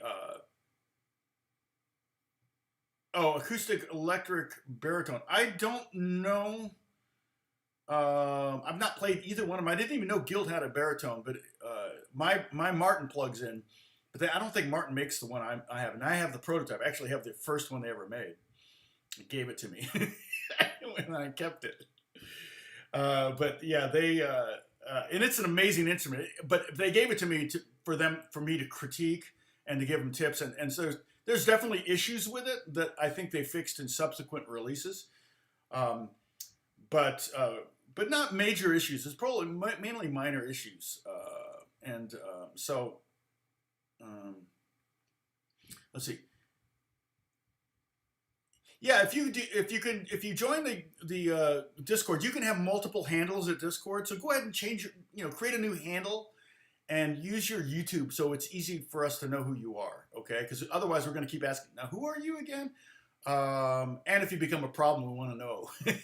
So don't be a problem, okay? Yeah, Jan Lemon, and I'm sure I'm messing up your name. Is from Argentina. I would love to go to Argentina. That would be an amazing trip. Argentina is such a beautiful country. I've never been south of the border. I've never been to Mexico. I've never been. Oh, well, yeah. No, I've been to Curacao, the island Curacao, in the ABC Islands off the coast of Venezuela. I actually my best friend is from Ecuador, and he's always threatened to take me to Quito to do some shows with his wife because I played on all her records. Pablo and Paulina, and she's the first, I think maybe the only Ecuadorian to win a Grammy Award. She's won a couple of Grammy Awards on records that I played. Yep, Fort Wayne. Well, yeah, I don't know. I mean, I think if I did it, I almost prefer not to have an audience, Gary. But if we did I could totally promote. If we did an interview thing, I could totally promote that, and we'd have a live audience for that. That would be good. But as far as doing the videos, because I may want to stop and start again, and I would redo and all things like that, and I would feel self-conscious, and the audience might make noise, and that might be a problem. So for those videos, I wouldn't. But if I did a live thing or a interview kind of thing, I would totally be fine with an audience for that. Oh, you just wondered what an audio interface is. Yeah, you're going to need an audio interface of some kind, and I don't know if is Apogee making a 2-channel. I'm trying to, I'm wanting to upgrade my system. Now, I may get it upgraded for me, which is great. If I'm working on Star Wars, they may actually get me some new stuff that I can use, and I'll be able to use it for me too. Let's see. I really like my Apogee converters. Jam Plus, Ensemble. See, I think I don't know if they have. I think I'll just click on products. I just need a 2-channel Symphony channel strip, multiple effects strip, vintage. That's interesting. Is that digital or?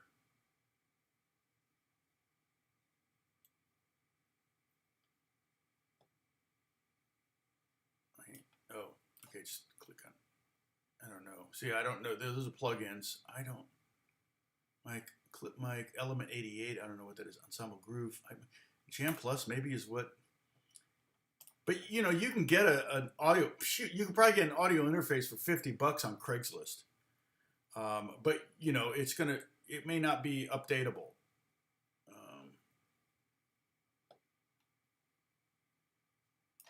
Wow, it's weird. Are we having troubles here? Are we having buffering at all?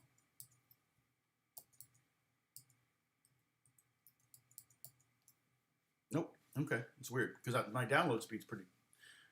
Oh, is Aaron still? I don't think Aaron's. Oh, Aaron's still there. When did you start? When did I start the Apex work? Good question. Actually, I was on it before it became Apex. It used to be. So I've been from the day one. All the guitars you hear on Apex is me. Basses too, but synth stuff. But a lot of the stuff I do, I could play you a snippet of what I did last night for him. a lot of stuff that I do doesn't sound like guitar. Okay, but like if I go back to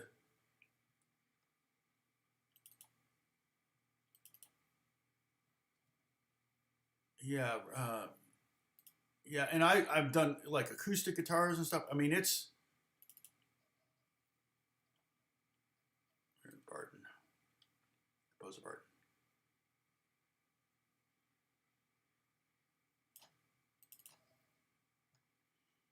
Yeah, what was it called before? And now I'm working for the same composer for, I forget what it was called before. Boy, it's crazy. What was Apex called before? It had a name. What? Oh, is somebody saying it?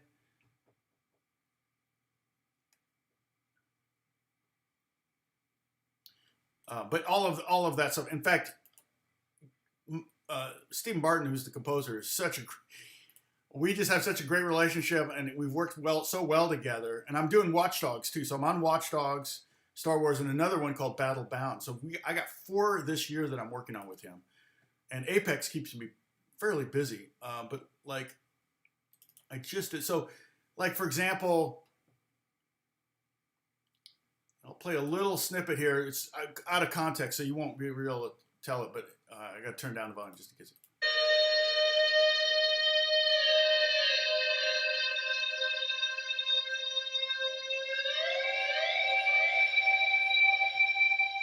So I sent him a lot of things all over the place. Like I really like this one. I did this too.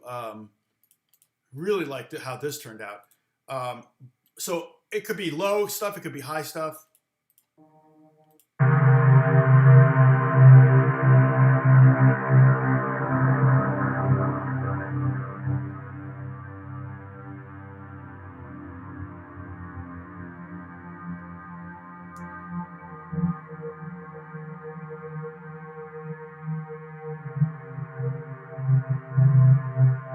So believe it or not, that's guitar. So a lot of the stuff that I do is doesn't sound like guitar. And then I did something like this, which he may or may not use. Sometimes they don't want it to sound like guitar.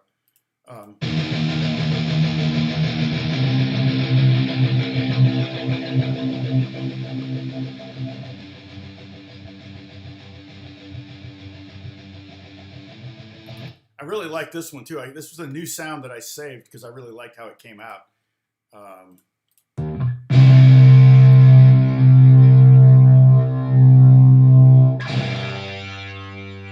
lot of grit and nastiness on it. A lot of low end, a lot of extra noise in there, and that's the kind of stuff that. Yeah, you would definitely a lot of stuff that you wouldn't pin his guitar, and that's what he kind of depends on me to do is to kind of be a mad. He'll even say, "You're going to be a mad scientist today." And I'm like, "Cool, I love being a mad scientist." So I'm messing with effects and I'm messing with ebos and slides and even bottle caps. You know, do I have my sound of it? See, I got a Pepsi bottle. It has to be a Pepsi bottle cap. But you know, you would.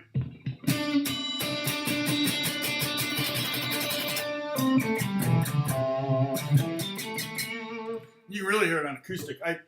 I do this thing called bottle cap banjo that just sounds the most annoying sound you've ever heard in your life, but it's perfect for some games.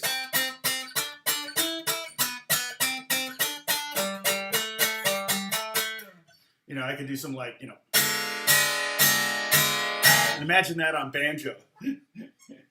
So yeah, it's scraping the strings with different things, hitting the strings with hammers, capoing, all sorts of just anything to make a noise. I use different things for picks. I'll even use like metal washers for picks or whatever, to get a sound that I've not heard before. That's really going to be the case with Star Wars. They really want a lot of that kind of stuff, and that's going to be mostly acoustic stuff, which is why I'm buying all sorts of weird little,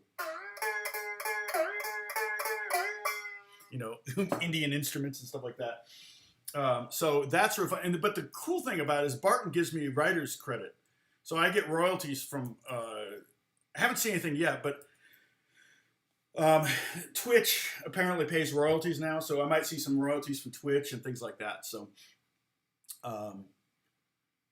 let's see. You guys are. Boop, boop, boop, boop, boop. Aaron.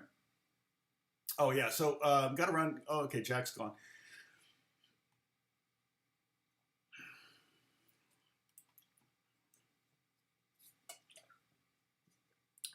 Okay, Gary's gone. Okay, well, everybody's starting to take off, and I got to take off too. Like I said, I got to get back to it. Um, excellence is not a gift, but a skill that takes practice. Yeah, I don't really. People say, "Oh man, you know, you've been blessed with the skill and everything." You know, God gave you this ability. And I don't disagree that God gave me the ability. I think the ability that God gave me was not so much the ability to play guitar, but the ability to have the tenacity to learn to play the guitar, you know. And that's true for all of us. We've all been given the gift of you know, stick-to-itiveness for something. And whether it's marketable or not, that's a question. You could use a lolly pick. Sure, you could use a lollipop stick as a pick. I've used, you know, like I said, here's a chopstick. I mean, I actually, I want to get this. I need to get extra. I would use it more like this.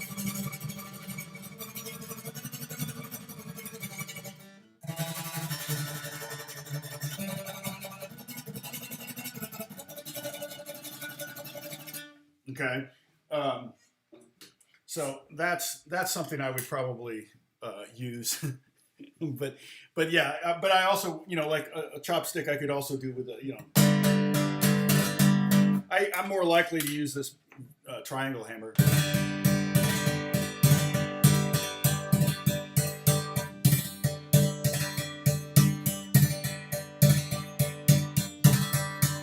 Or if I use the rubber side, it sounds darker.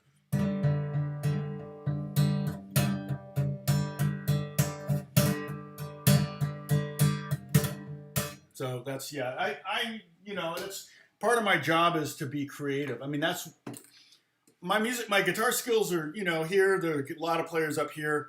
Where I have more skills than some guitar players is my ability to kind of think way outside the box, not just outside the box, but way outside the box. So, oh my God. So let's see.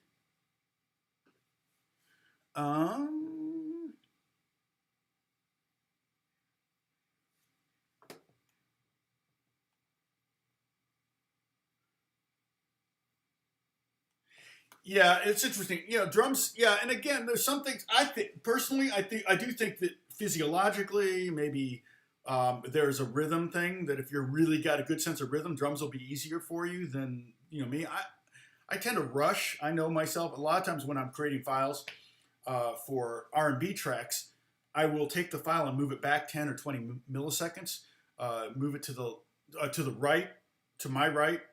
So that it's a little bit more laid back, because I tend to be on the beat's here, and you can play ahead of the beat or behind the beat, or you can play on the beat.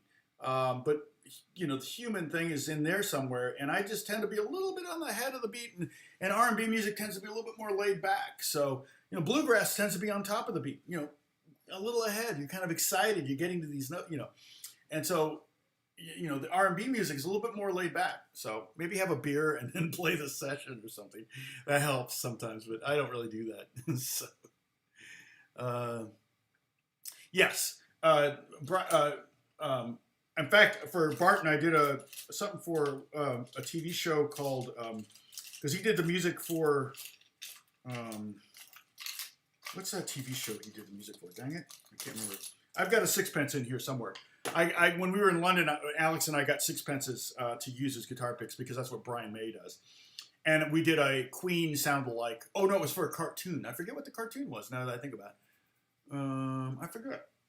I forget what it was. But we did a Queen sound-alike, and so I got my Queen sound up, and I got the sixpence out, and they were blown away. In the studio, in the booth, they were like, "Oh my gosh, it sounds exactly like it." Yeah, it's like, it really does make a difference. Have that metal on metal kind of sound. It's totally a big deal. So. And that's what he's always done. He's always used that. So that's his sound. So again, we're talking about the whole point of this whole series is this new series on musicality and embellishments is to kind of find what is you about how you would play guitar, and it may be a deeper lesson. You may learn more about you than you want to know. So anyway, I'm going to take off. I've got to do some session work, like I said, and then I've got to.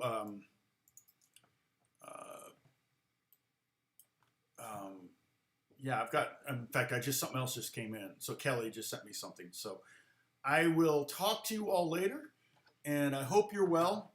God bless you all. Thank you so much. I'll see you on Wednesday, and then we're going to talk about harmonizing. Okay, how to play harmonies. This would be a fun time to hook up with, play with somebody else. If you've got a friend that you jam with, when you're practicing what we're going to learn on Wednesday. Sorry, I'm just getting dust off my keyboard. It's really dirty. When you practice this or try to work on this, it's probably really helpful to have someone to play along with. But you could record yourself and then practice harmonizing. And you're going to practice on different songs. We're going to use this song, and I'm probably going to go ahead and tab it out so that we have, you can see because you can play the harmonies yourself. You can play both parts yourself. That's fine too. And that's a different skill. And we're going to work on that. But anyway, I'll see you hopefully on Wednesday, unless something comes up. Okay, I'll keep you posted. If I can't do Wednesday, I'll try to let you know on Discord and even on Facebook. Okay, take care, everybody. Bye bye. Bye, Aaron. See ya, Unc.